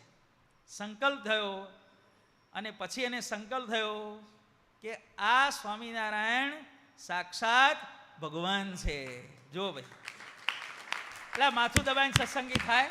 હે, માથું દબાવવાથી સત્સંગ થાય? અને એક વ્યક્તિને સત્સંગી બનાવવો હોય તો કેટલું કાઠું પડે ભાઈ. બહુ જ્ઞાનની વાતો કરો, પ્રસાદી આપો, સમયે સમયે બોલાવો ને હાર પહેરાવો ને, એમ કરતાં કરતાં એમ લાગે કે હવે સેટ થઈશું તો 10-15 વર્ષે એનું ગાડું સેટ થાય ભાઈ સત્સંગની અંદર. મહારાજે 15 થી 20 મિનિટ માથું એની જોડે દબાવરાયું અને માણસ સત્સંગી થઈ ગયો. મહારાજ કંઠી પહેરાવો. કે તમને માથું પણ ચડ્યું નથી, તમને ગેસ પણ થયો નથી, આ તો મારા જીવાત્મામાં જે ગેસ થયો હતો ને એ ગેસ તમે કાઢ્યો. કે તમે તો જીવના ડૉક્ટર છો. કે આવી ભગવાને સામર્થ્ય બતાવી છે. મહારાજ બીજા ગામમાં પધાર્યા, ત્યાં આવા 4 જણા હતા ભાઈ, શ્રીફળવાળા 4 જણા હતા. મહારાજ કે ચારેને બોલાવો. કે ચારેને બોલાવ્યા. મહારાજ કે છે કે આજે અમારા પગ બહુ દુખે છે, અમારા પગ દબાવો. કે મહારાજના ચરણ 4 જણા દબાવવા માંડ્યા. મહારાજ કે જોરથી દબાવો, હજી જોરથી દબાવો, હજી જોરથી દબાવો. પરસેવે રેપઝેપ થઈ ગયા. અને આધારાનંદ સ્વામી લખે છે કે 4 જણાએ ભગવાનની એટલી જબરજસ્ત ચરણ સેવા કરી, હજી સુધી કોઈની ચરણ સેવા આવી નહીં થઈ હોય ભાઈ. ખાટલો તૂટી ગયો. હા, ભરેલો ખાટલો હતો ને એ ખાટલો તોડી નાખ્યો 4 જણાએ, એવી ચરણ સેવા કરી. ત્યારે 4 જણને એમ થયું કે આપણે 4 જણા આટલા આટલા આમના ચરણ દબાવીએ છીએ, છતાં પણ હજી જોરથી આવું બોલે છે. ભગવાન સિવાય આવું કોઈ બોલી શકે નહીં. ચારેય જણા સત્સંગી થયા, પગ દબાવરાઈ અને ભગવાને સત્સંગી કરેલા છે. લો, ચરણ દબાવરાવાના અને નિશ્ચય, કોઈ જ્ઞાનની વાર્તા નહીં હો. તું હારા કામ કરીશ તો ધામમાં જઈશ ને કારા કામ કરીશ તો નરકમાં જમદૂતના તો માર ખાઈશ. કોઈ ધાક ધમકી, કોઈ પ્રલોભન, કશું જ નહીં હો ભાઈ. બોલવાનું જ નહીં, બસ પગ દાબો, મહારાજે કીધું બસ. અને હજી જોરથી બસ. આના સિવાય મહારાજ કશું બોલ્યા નથી. અને ચારેય જણા, એમની ધર્મપત્નીઓ અને એમના સંતાનો, બોલો આખા ફેમિલી બધા સત્સંગી થઈ ગયા. આવી મહારાજે પોતાની શારીરિક સામર્થ્ય બતાવેલી છે. ત્યાર પછી આપણે વાત કરીએ કે મહારાજે ગૃહત્યાગ કર્યો અષાઢ સુધી દસમને દિવસે. અને મહારાજ સવારના 3:30 વાગે ઘેરથી નીકળ્યા. 3:45 સરયુ નદીને કિનારે મહારાજ ઊભા છે. એ સરયુ નદી, ચોમાસાનો વખત છે, જબરજસ્ત વહી રહી છે ભાઈ. સામેનો કાંઠો દેખાતો નથી. અમુક નદીઓ એટલી પહોળી હોય ભાઈ, સામેનો કાંઠો ન દેખાય. આપણી આસામમાં બ્રહ્મપુત્રા નદી છે ને, એ બ્રહ્મપુત્રા નદી એટલી પહોળી છે કે જ્યારે ચોમાસું આવે ને ત્યારે એના બે કાંઠાઓ વચ્ચે 30 કિલોમીટરનું અંતર થાય. સામેનો કાંઠો ક્યાં હોય? હા, 30 કિલોમીટર નહીં હો, 30 કિલોમીટર. 30 કિલોમીટર આમ જાઓ ત્યારે સામે કિનારે પહોંચાય. કોણ બચે ભાઈ? જે તણાવે. આવી નદીઓ હોય છે ભાઈ. સરયુ નદી વહી રહી છે. મહારાજ વિચાર કરે છે કે હમણાં 4:30 થશે અને મારા પિતા સ્નાન ગામના માણસો બધા સ્નાન કરવા આવશે, મને જોઈ જશે. શું કરું? અને આ સરયુ નદી તો વહી રહી છે. ત્યારે મહારાજે વિચાર કર્યો અને ત્યાં જ એક અસુરે આવી અને મહારાજને ધક્કો માર્યો ભાઈ. અને મહારાજ સરયુમાં તણાણા એવું આને દેખાણું. અને મહારાજે ડૂબકી પણ મારી ઘણા સમય સુધી. અસુરને એમ થયું કે હવે આ જે થવાનું તો થઈ ગયું. કે ખુશી સમાચાર આપવા માટે એ દોડ્યો. દોડતા સવારે 4 વાગ્યાના અંધારામાં એને ખ્યાલ ન રહ્યો, પથ્થરની ઠેસ વાગી અને પડ્યો. અને બીજો એક પથ્થર આગળ પડ્યો તો અણીવાળો, સીધો એના માથામાં અહીંયા વાગ્યો. ખોપરી ફાટી ગઈ અને અસુરનું ત્યાં મૃત્યુ થયું. ભગવાનને ધક્કા મારવાના ધંધા કરે એનું પરિણામ શું આવે ભાઈ? હા, પોતે ખત્તા ખાય. જેવો ભગવાનમાં ભાવ હોય એવી પ્રાપ્તિ થાય ભાઈ. જો તત્કાલ ફળ મળી ગયું ભાઈ. મહારાજ સરયુમાં તણાણા, લીલા એવી દેખાડી. 4 વાગે ભગવાન સરયુમાં તણાણા. સત્સંગી જીવનમાં સતાનંદ સ્વામી લખે છે કે મહારાજે સરયુમાં આવી લીલા કરી 3:30 પ્રહર પછી બહાર નીકળ્યા. 1 પ્રહર એટલે 3 કલાક અને 3:30 પ્રહર કેટલા થાય ભાઈ? 10.5 કલાકનો સમય થાય. બરોબર? 10.5 કલાકનો સમય લખેલો છે ભાઈ. 3:30 પ્રહર, 3 × 9 અને ઉપર 1.5. 4 વાગે ભગવાન સરયુ નદીમાં પડ્યા અને સામે બપોરના 2:30 વાગે નીકળ્યા ભાઈ. આવી અદ્ભુત તરણ શક્તિ હજી સુધી વિશ્વની કોઈ પણ વિભૂતિમાં જોવા મળી નથી કે આટલું ભયંકર પૂર હોય અને એ સમયે જોડે કોઈ સાધન નહીં. શું? કોઈ લાઈફ જેકેટ નહીં કે કોઈ ટાયરની ટ્યુબ નહીં કે આજુબાજુ કોઈ બચાવનાર નહીં. અને આવી ભયંકર સરયુ નદીમાં 10.5 કલાક સુધી તરવું એ કોણે કરી દેખાડ્યું ભાઈ? આપણા ઉપાસ્ય ઇષ્ટદેવ સ્વામિનારાયણ ભગવાને કરી દેખાડ્યું ભાઈ. બિલકુલ થાક્યા વગર હો. નહીં તો માણસ આટલું તર્યો હોય પેલો તો જીવતો જ ના રહે ભાઈ. પણ થોડુંક તરે ને માણસ થાકી જાય. 10.5 કલાક સુધી ભગવાને સરયુ નદીને લાભ આપ્યો ભાઈ. સરયુ નદી મૂર્તિમાન દર્શન કરવા આવી. મહારાજ 10.5 કલાક સુધી તમે મારામાં રહ્યા, તમે મને ખૂબ પાવન કરી. કે બસ મારા ક્યાં અંબારી રાખજે કે. આટલો સરયુ નદીને ભગવાને લાભ આપ્યો ભાઈ. ત્યાર પછી ભગવાન વન વિચરણ કરવા માટે આગળ પધાર્યા. હિમાલય પર્વતના ઊંચા શિખરોનો વિસ્તાર આવ્યો. વિશ્વના 30 શિખરો ઊંચા છે, એમાંથી 25 થી 27 શિખરો જે વિસ્તારમાં આવેલા છે એવા હિમાલયમાં પ્રવેશ કર્યો. -50 થી 60 ડિગ્રી તાપમાન, -50 થી 60 ડિગ્રી તાપમાન, જેની અંદર આપણું સાયન્સ કહે છે કે 150 થી 200 કિલો જેનું વજન હોય આવો ફેટવાળો માણસ, એને નીલકંઠ વર્ણીના જેવો ડ્રેસ પહેરાવાનો. આપણા નીલકંઠ વર્ણી સ્વામિનારાયણ ભગવાને જેટલા કપડાં પહેર્યા છે એટલા કપડાં પહેરી અને એ માણસને -50 થી 60 ડિગ્રી વાળા તાપમાનના વિસ્તારમાં મૂકવામાં આવે તો એ માણસ 15 મિનિટથી વધારે જીવતો રહી શકે નહીં. બરોબર ફેટવાળું. આપણા જેવા હોય ને તો 4-5 મિનિટમાં જ ખતમ થઈ જાય ભાઈ. આપણા કામ નહીં હો. આ તો 150-200 કિલો જેનું વજન હોય ને એવા સુરવીરોની વાત છે ભાઈ. 15 મિનિટ જીવતા રહી શકે કે. જ્યારે આપણા સ્વામિનારાયણ ભગવાનની મૂર્તિ કેવી હતી?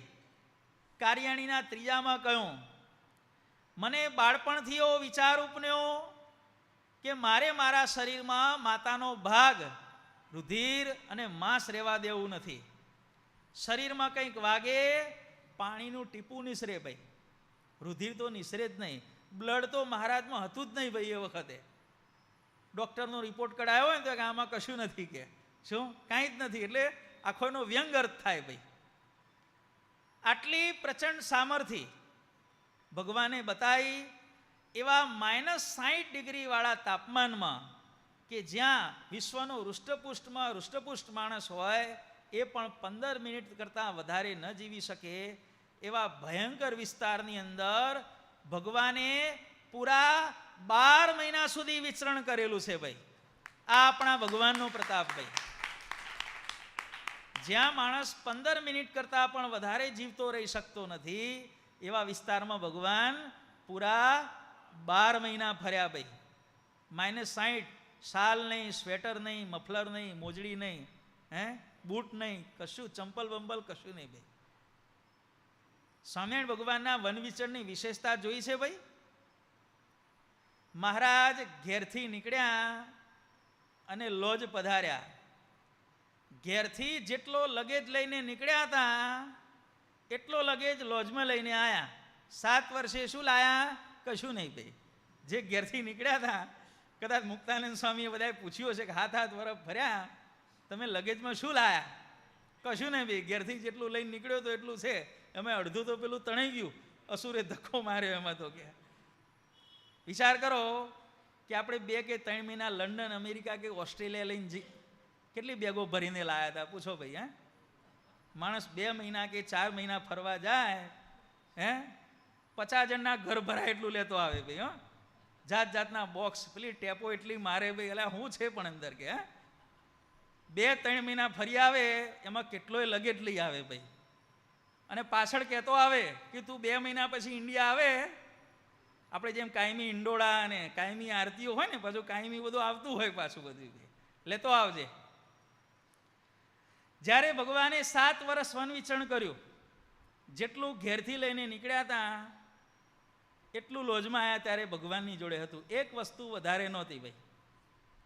ખાલી 2 વસ્તુઓ વધી હતી. કઈ વસ્તુ વધી હશે? એક તો ભગવાનની લૌકિક રીતે ઉંમર વધી હતી. બરોબર? નીકળ્યા ત્યારે 11 વર્ષના હતા, લોજમાં આવ્યા ત્યારે 18 વર્ષના હતા. એક ભગવાનની ઉંમર વધી અને બીજું થોડું ઘણું વજન વધ્યું હશે ભાઈ. 11 વર્ષના હતા અને જે ભગવાનની હાઈટ બોડી હશે તો 18 વર્ષે થોડોક એમાં વિકાસ થયો હશે ભાઈ. એક થોડું વજન વધ્યું અને ઉંમર વધી. એના સિવાય બીજું કશું જ ભગવાનનું વધ્યું નથી. આ પણ ભગવાનના વન વિચરણની એક અદ્ભુત વિશેષતા છે ભાઈ.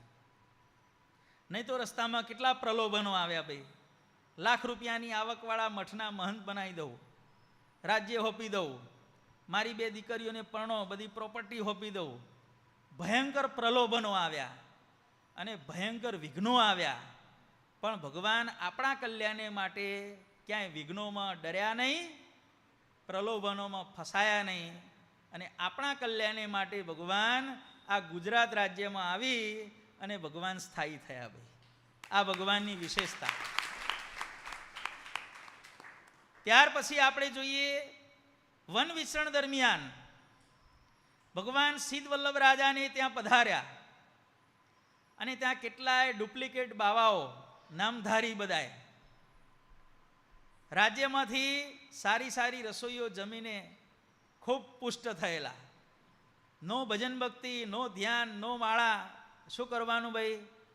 આખો દાડો પંચાયત કરવાની અને 2 ટાઈમ દોજું ભરી અને બધું એનું જે કામ હોય બધું કરે રાખે. ભાઈ શું ભજન ભક્તિ નહીં કરવાની?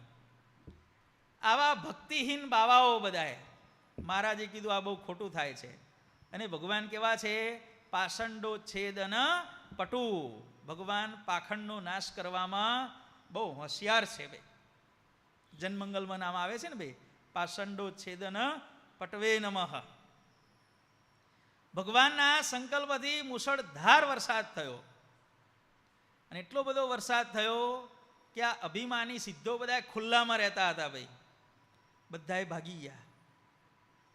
એકમાત્ર નીલકંઠવણી બેસી રહ્યા. થોડા દિવસો પછી વરસાદ અટક્યો. રાજા બધે તપાસ કરવા નીકળ્યો, જોયું બધાએ બાવાઓ ગુમ થઈ ગયેલા. એટલે પેલા નીલકંઠવણી આવ્યા હતા નવા નવા, એ ક્યાં છે કે? એ દેખાતા નથી કે. એટલે તપાસ કરો, ક્યાં બેસતા હતા? તો કે અહીંયા બેસતા હતા. તપાસ કરી અને જોયું તો મહારાજ ત્યાં વિરાજમાન હતા, પણ માત્ર મસ્તક દેખાતું હતું. ભાઈ વરસાદ એટલો બધો પડ્યો હતો કે ભગવાન જ્યાં વિરાજમાન હતા ત્યાં ભગવાનના ગળા સુધી માટી આવી ગયેલી. ભાઈ આટલો ભાગ બાકી રહ્યો હતો મસ્તકનો. આ બધું શરીર ભગવાનનું ભૂમિમાં ઢંકાઈ ગયું હતું. ભાઈ તો પણ ભગવાન ઉઠ્યા નહીં. આટલો બધો વરસાદ સહન કર્યો, જમીનમાં દટાયેલા રહ્યા. ભગવાને દિવસો સુધી ખાધું પીધું નહીં અને ભગવાન બેસી રહ્યા. રાજાને થયું કે ખરા સિદ્ધ અને ખરા ભગવાન હોય તો આ નીલકંઠ વર્ણી છે કે ભગવાને આવી રીતે આપણા કલ્યાણને માટે કેટલાય દિવસોના દિવસો સુધી મુશળધાર વૃષ્ટિ પણ સહન કરેલી છે. આપણે સહન કરી શકીએ? ભાઈ એસ્ટિમેટ કાઢજો. ભાઈ કેટલા ઇંચ વરસાદ પડ્યો છે ત્યારે આટલી માટી ગળા સુધી આવે? કેટલો વરસાદ પડ્યો છે અને કેવો વરસાદ પડ્યો છે એ તમને બધાને સોંપ્યું. ભાઈ વિચારી લેજો. ભાઈ આવી સામર્થ્ય ભગવાને દેખાડી છે. ભાઈ ભગવાને 7 વર્ષ સુધી વન વિચરણ કર્યું અને તેમ છતાંય ક્યાંય પણ ભગવાનને ક્યાંય લીટો પડ્યો? ભાઈ ક્યાંય વાગ્યું?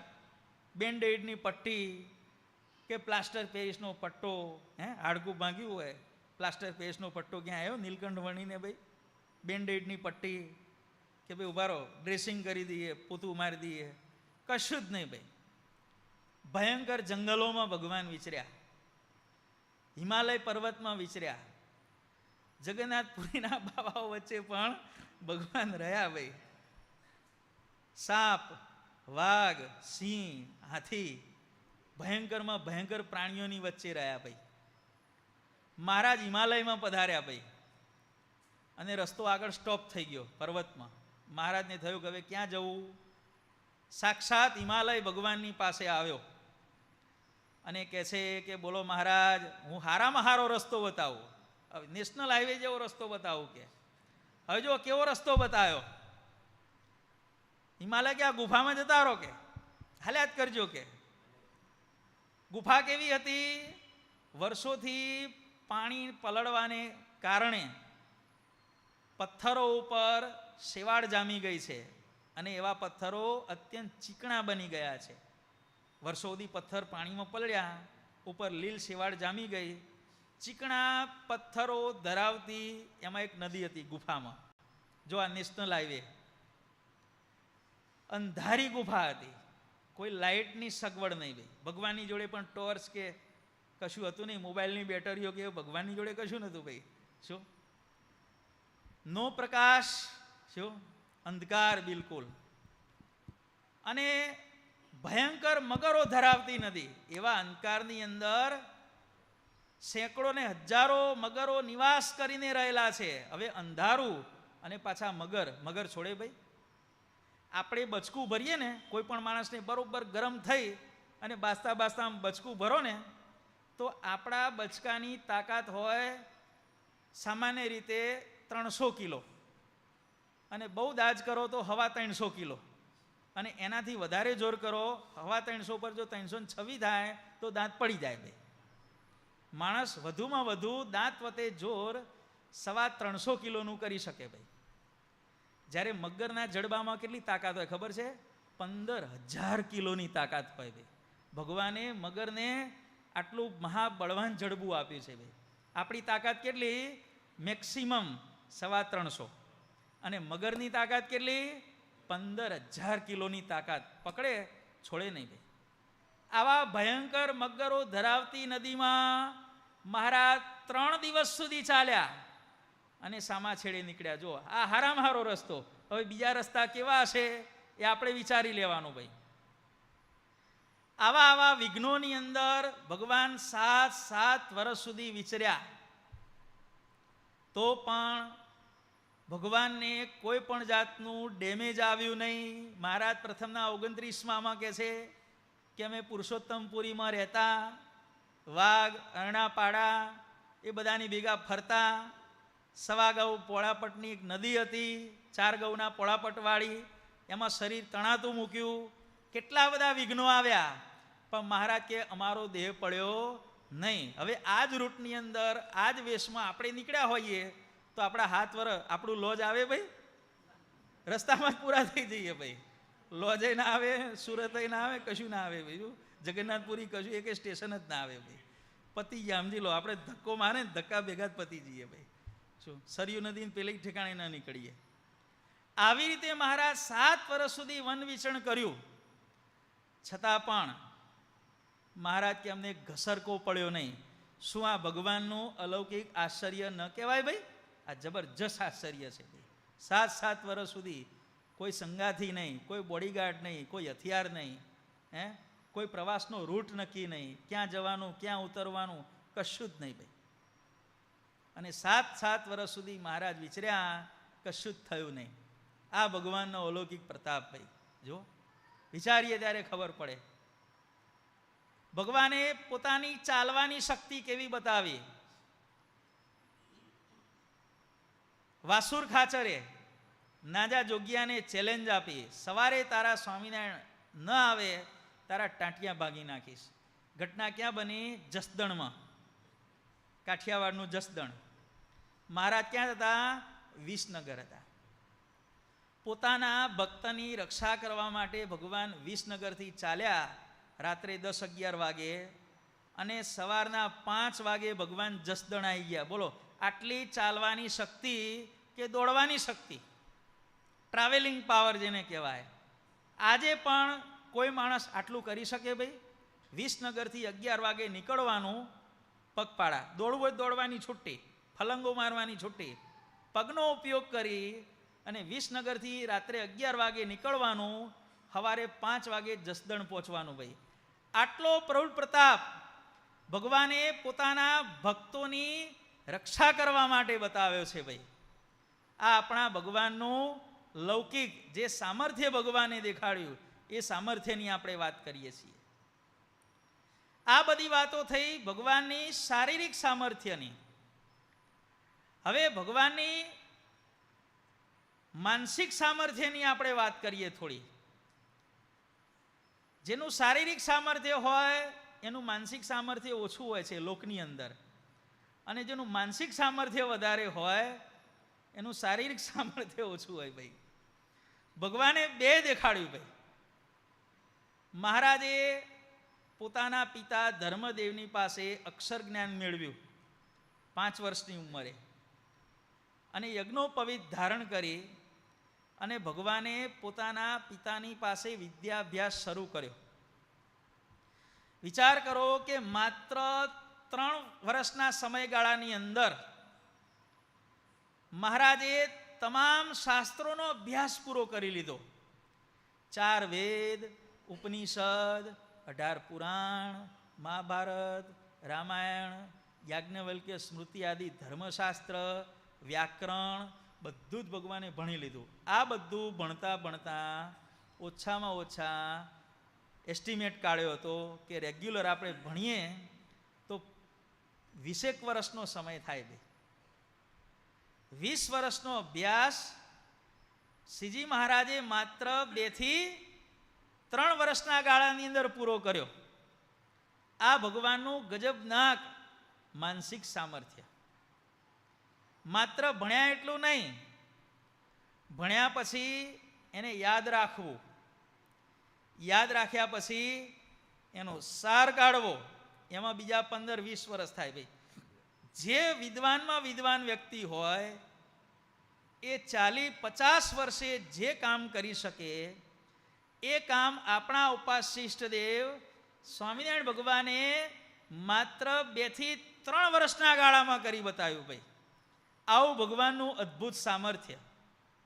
સારૂપ ગુટકો ભગવાને તૈયાર કર્યો, પિતાને બતાવ્યો, પિતા ખૂબ રાજી થયા.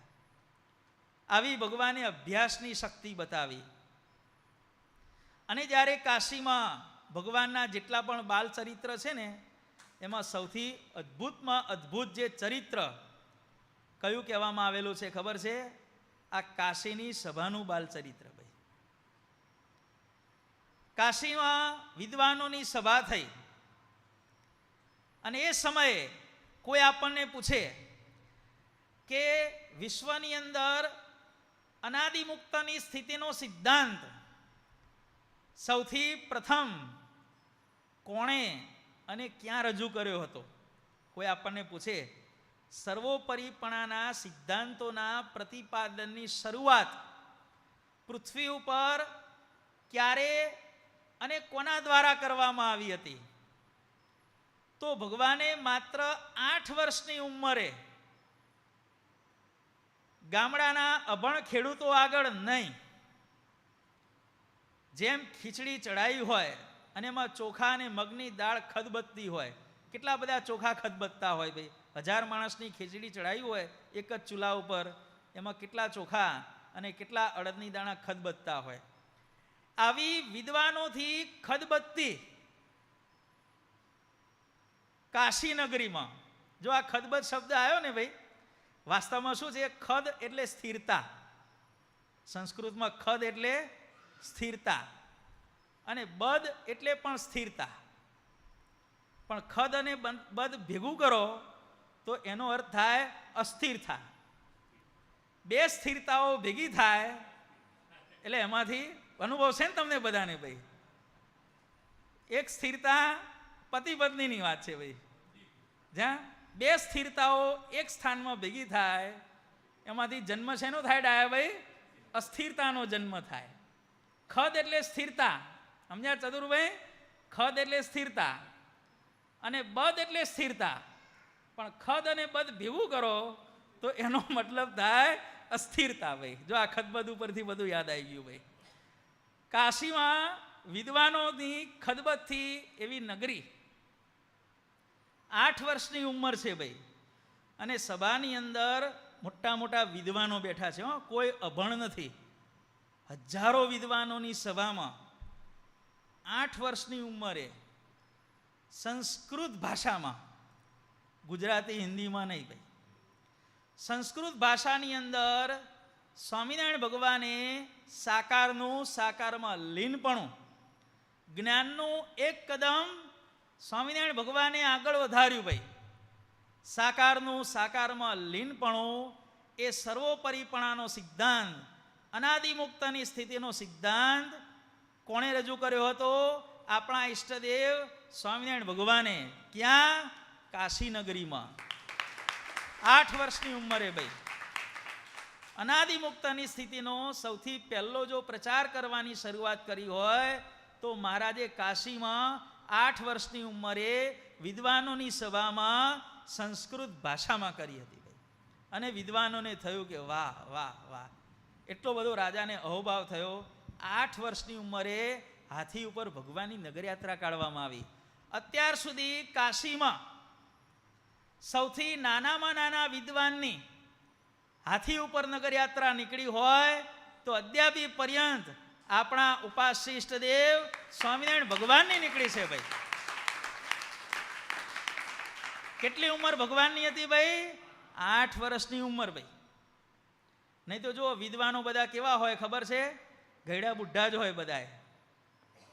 ભણતા ભણતા આ તો મેં સંસ્કૃતમાં ભાઈ આપણે ગોપાલદત્ત પાંડેનું આવતું ને સિદ્ધાંત કૌમુદીની સમજૂતી, એ ગોપાલદત્ત પાંડે એટલા બધા વિદ્વાન હતા, પણ શું થયું કે આખી જિંદગી ભણ્યા, સાર કાઢ્યો, બધું થયું, અને સિદ્ધાંત કૌમુદી ઉપર એમણે ભાષ્ય લખવાની શરૂઆત કરી. પહેલો ભાગ લખ્યો, બીજો ભાગ લખ્યો અને ભગવાનના ધામમાં પહોંચી ગયા. ત્રીજો ને ચોથો ભાગ હજી સુધી અધૂરો છે. કોઈ પણ વિદ્વાન હજી સુધી એને પૂરો કરી શક્યો નથી. સિદ્ધાંત કૌમુદી ઉપર ગોપાલદત્ત પાંડેનું પુસ્તક માગો તો 2 ભાગ છે, એટલે ત્રીજો ભાગ એ તો કે ઉપર જતા રહ્યા કે લખતા લખતા કે. વિદ્વાનો હંમેશા ઘરડા હોય ભાઈ, કારણ કે વિદ્વતા ત્યારે જ આવે. હો ભાઈ, વિદ્વતા એમનેમ આવતી નથી, પ્રચંડ પ્રયત્ન કરવો પડે.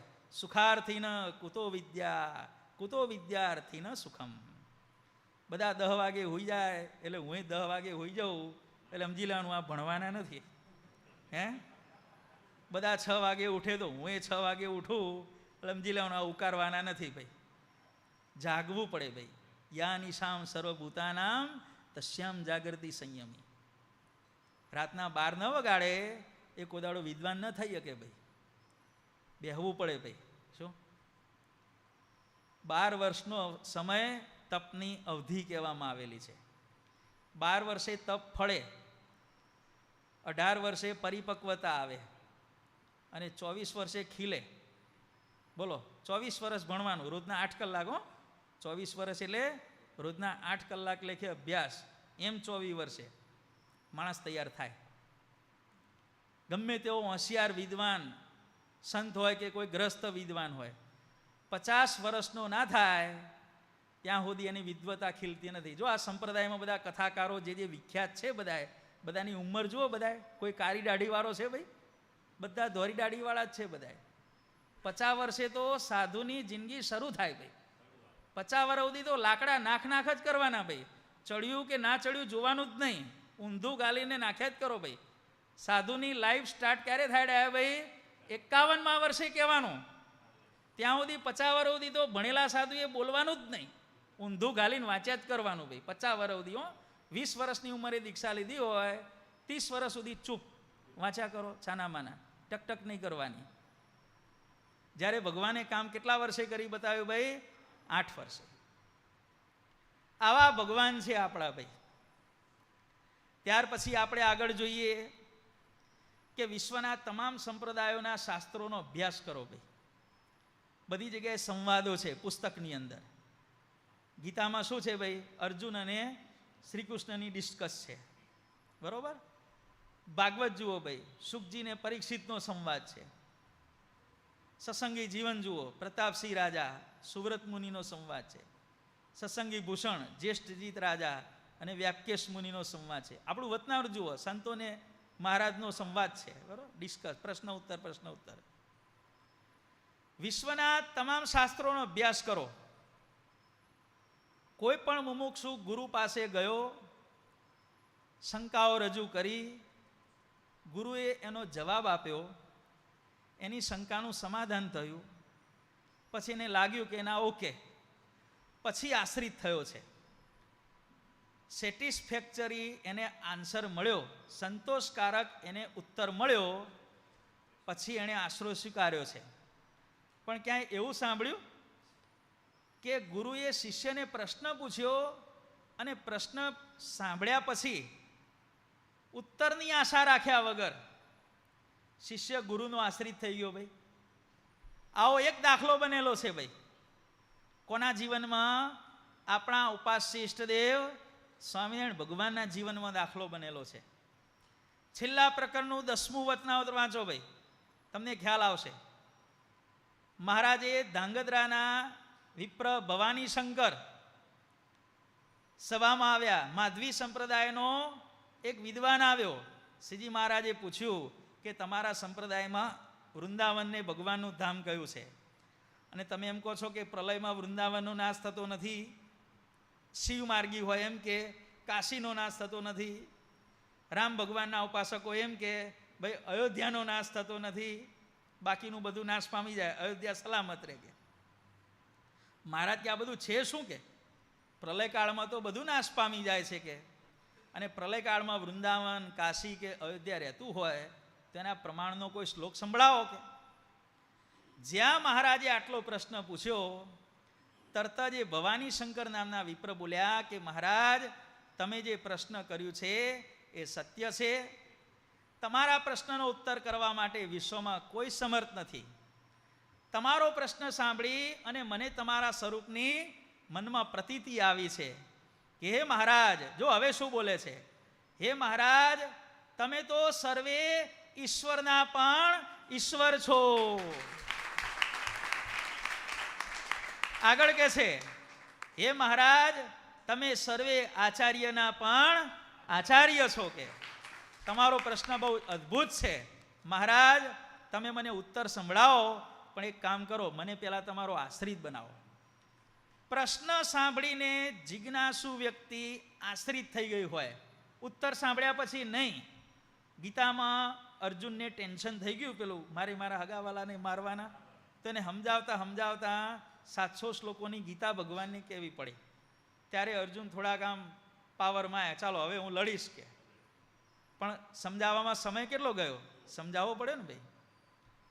ઉદ્ધવને મૂર્છા આવી, શ્રી કૃષ્ણે આખો સ્કંદ કહી દીધો, ભાઈ તને સાધુ નહીં કરીએ, શાંતિ રાખ, બરોબર.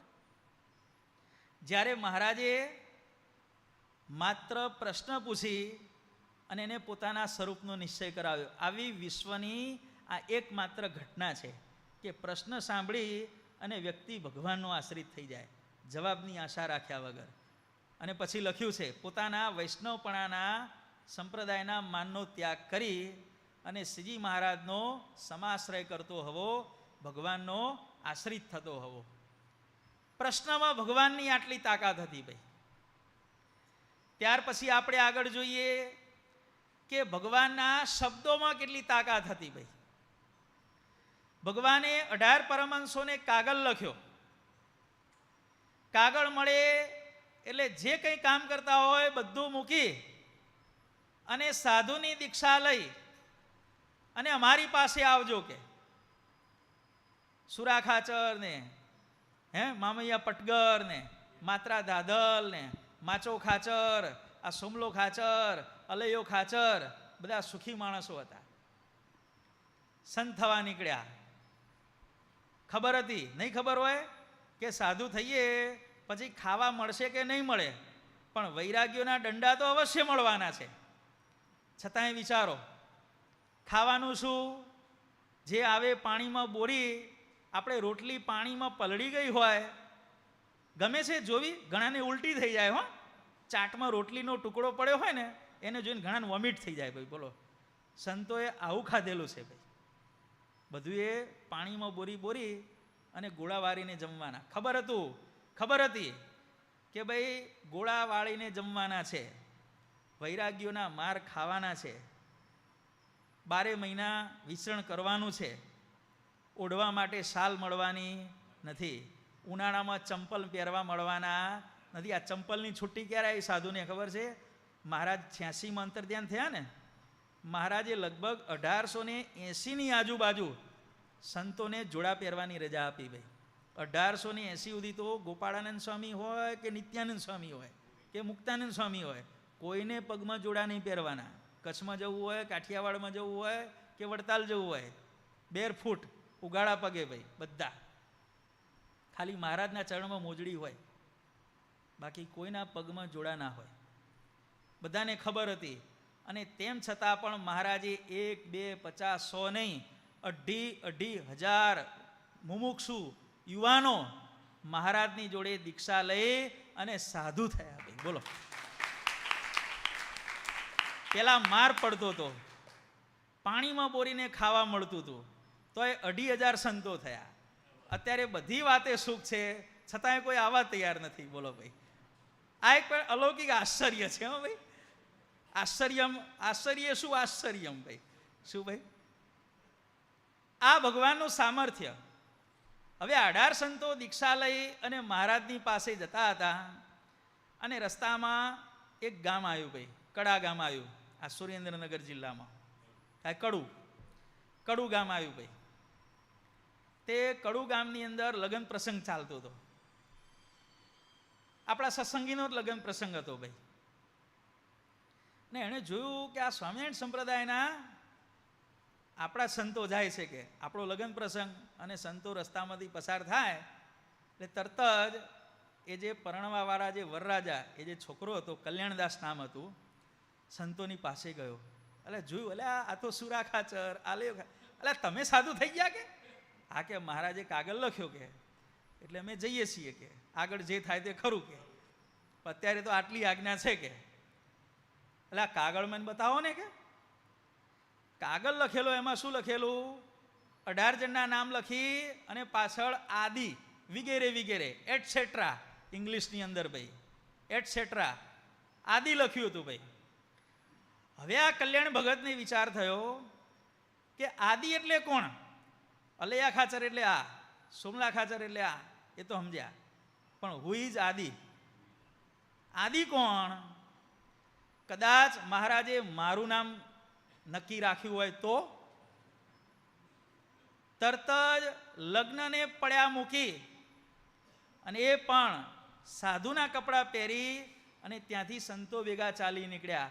આવો પ્રસંગ વિશ્વમાં જો બન્યો હોય તો એકમાત્ર આપણા સ્વામિનારાયણ સંપ્રદાયની અંદર બન્યો છે ભાઈ, કે ચાલુ લગ્નની અંદર વ્યક્તિ સાધુ થઈ જાય, સંત થયા ભાઈ. પછી એ 4 ભાઈ હતા ભાઈ. મહારાજ 19 સંતોને જોયા. મહારાજ કે મેં તો 18 ને વાત કરી હતી, 19મો કોણ છે કે? મહારાજ આ છે કે. મહારાજ કે શું થયું હતું? બધી સંતોએ વાત કરી કે આ પ્રમાણે થયું છે.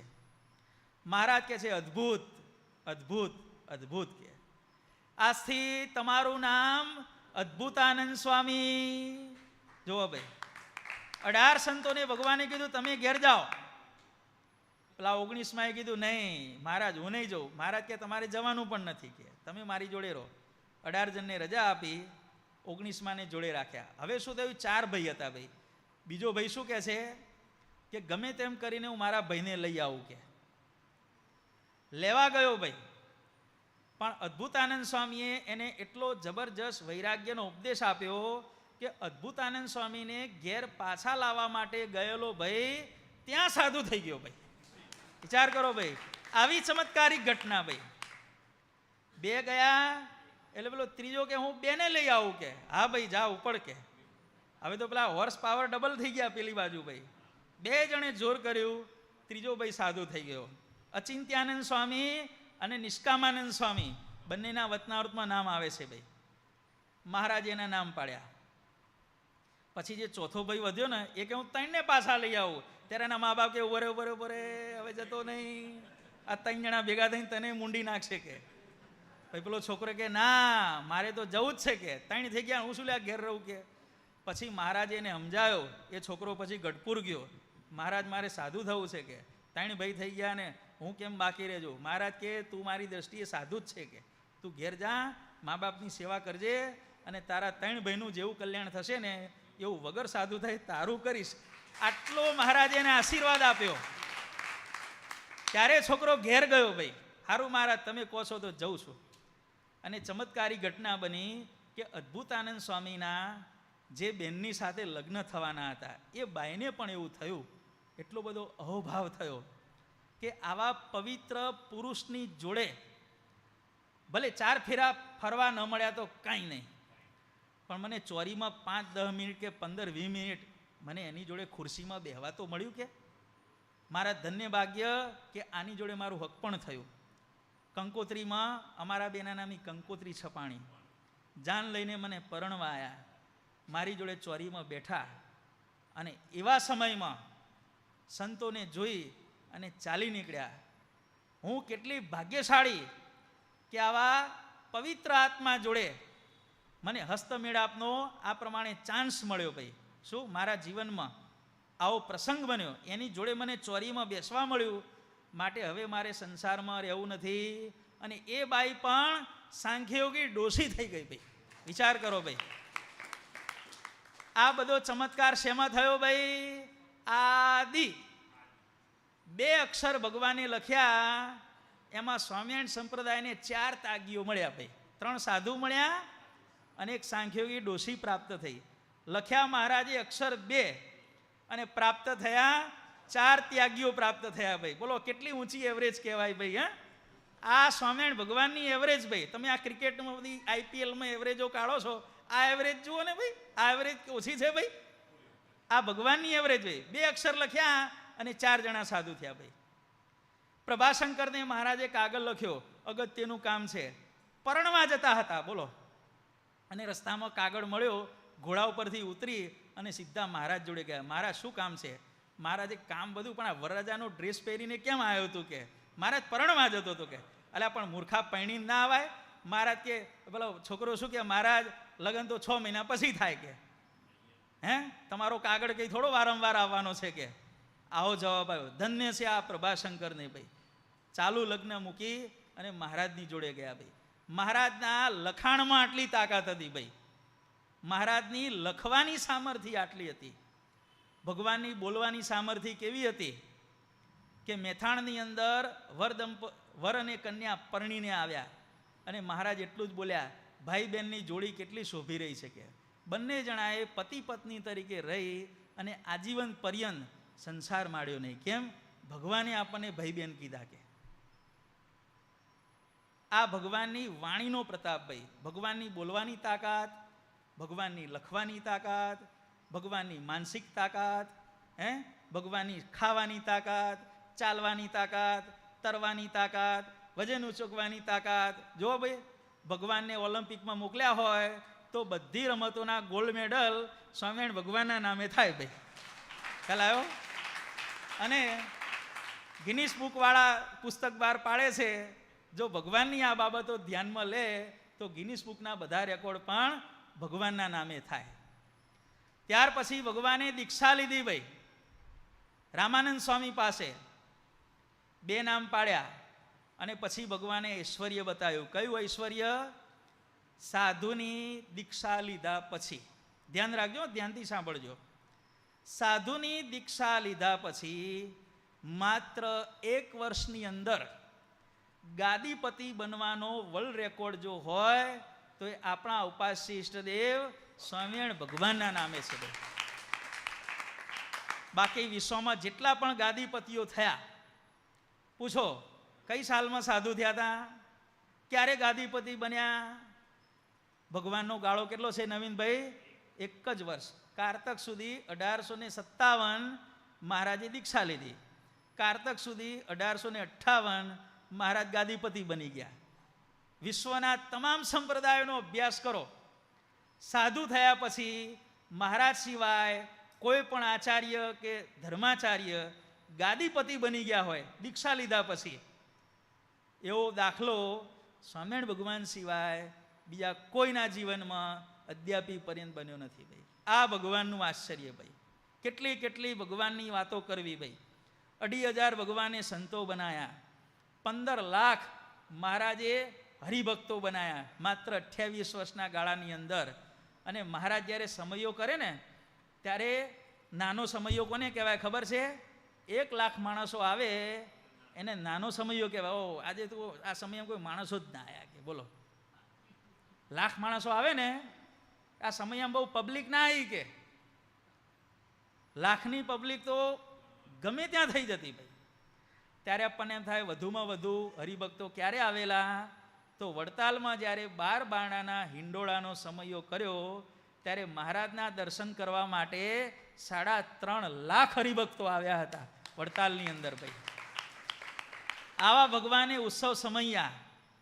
એ વખતમાં આટલી વાહનોની સગવડ નહીં, બીજી કોઈ કમ્યુનિકેશનની સગવડ નહીં, અને તેમ છતાં પણ લાખ તો લાખ એટલે કંઈ ના કહેવાય કે આજે આ બહુ મજા ના આવી, પાછળ વાતો થાય કે એવી જગ્યાએ સમયો હોય માણસો પહોંચી ન શકે.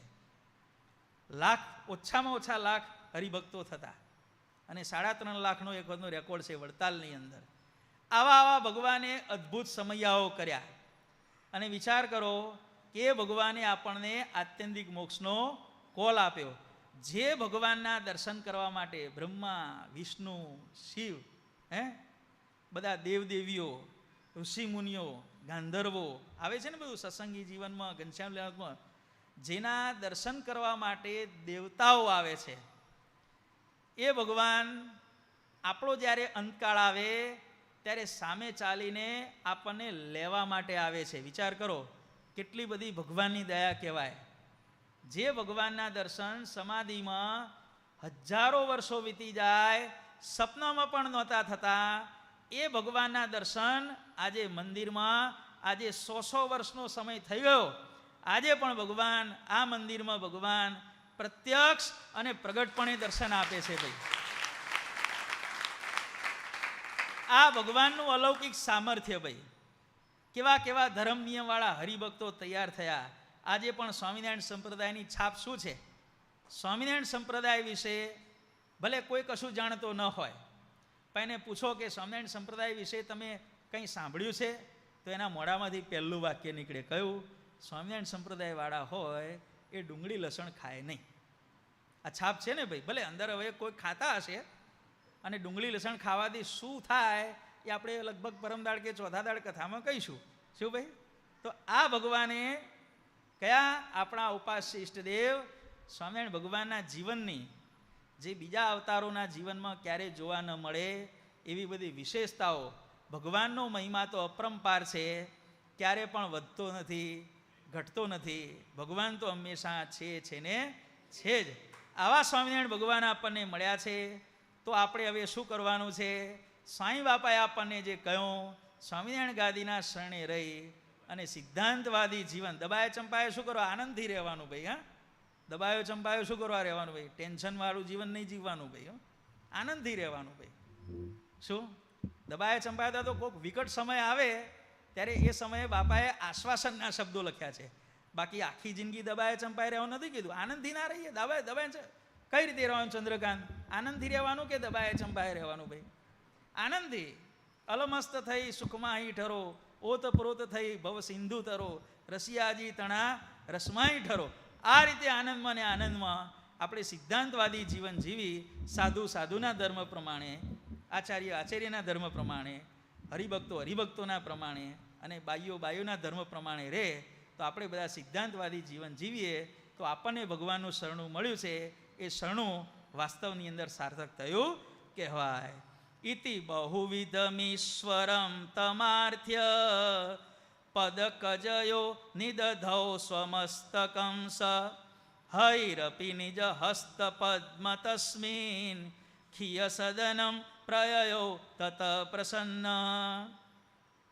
ઇતિ શ્રી સ્વામિનારાયણ ગાદી આદ્યાચાર્ય પ્રવર સનાતન ધર્મ સમ્રાટ ધર્મ ધુરંધર અષ્ટોત્તર સહસ્રોપમ જીવન પ્રાણ શ્રી મુક્ત જીવન સ્વામી બાપા વિરચિતે શ્રી સ્વામિનારાયણ બાપા ચરિત્રામૃત સાગરે શ્રી કારણ સત્સંગ શાસ્ત્રે તૃતીય પ્રવાહે બ્રહ્મજ્ઞાનીને ખિયાય પ્રતાપ પ્રદર્શનેન નિશ્ચય વિધાપન નામ ચતુર્વિંશતિસ્તમ તરંગ.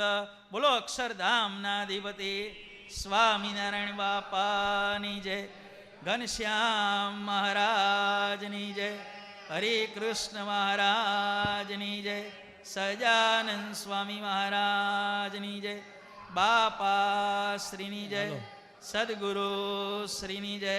સ્વામિનારાયણ ગાદીના આદ્યાચાર્ય પ્રવર ધર્મ ધુરંધર સનાતન ધર્મ સમ્રાટ પરમ કલ્યાણકારી જીવન પ્રાણ સ્વામી બાપાની જય.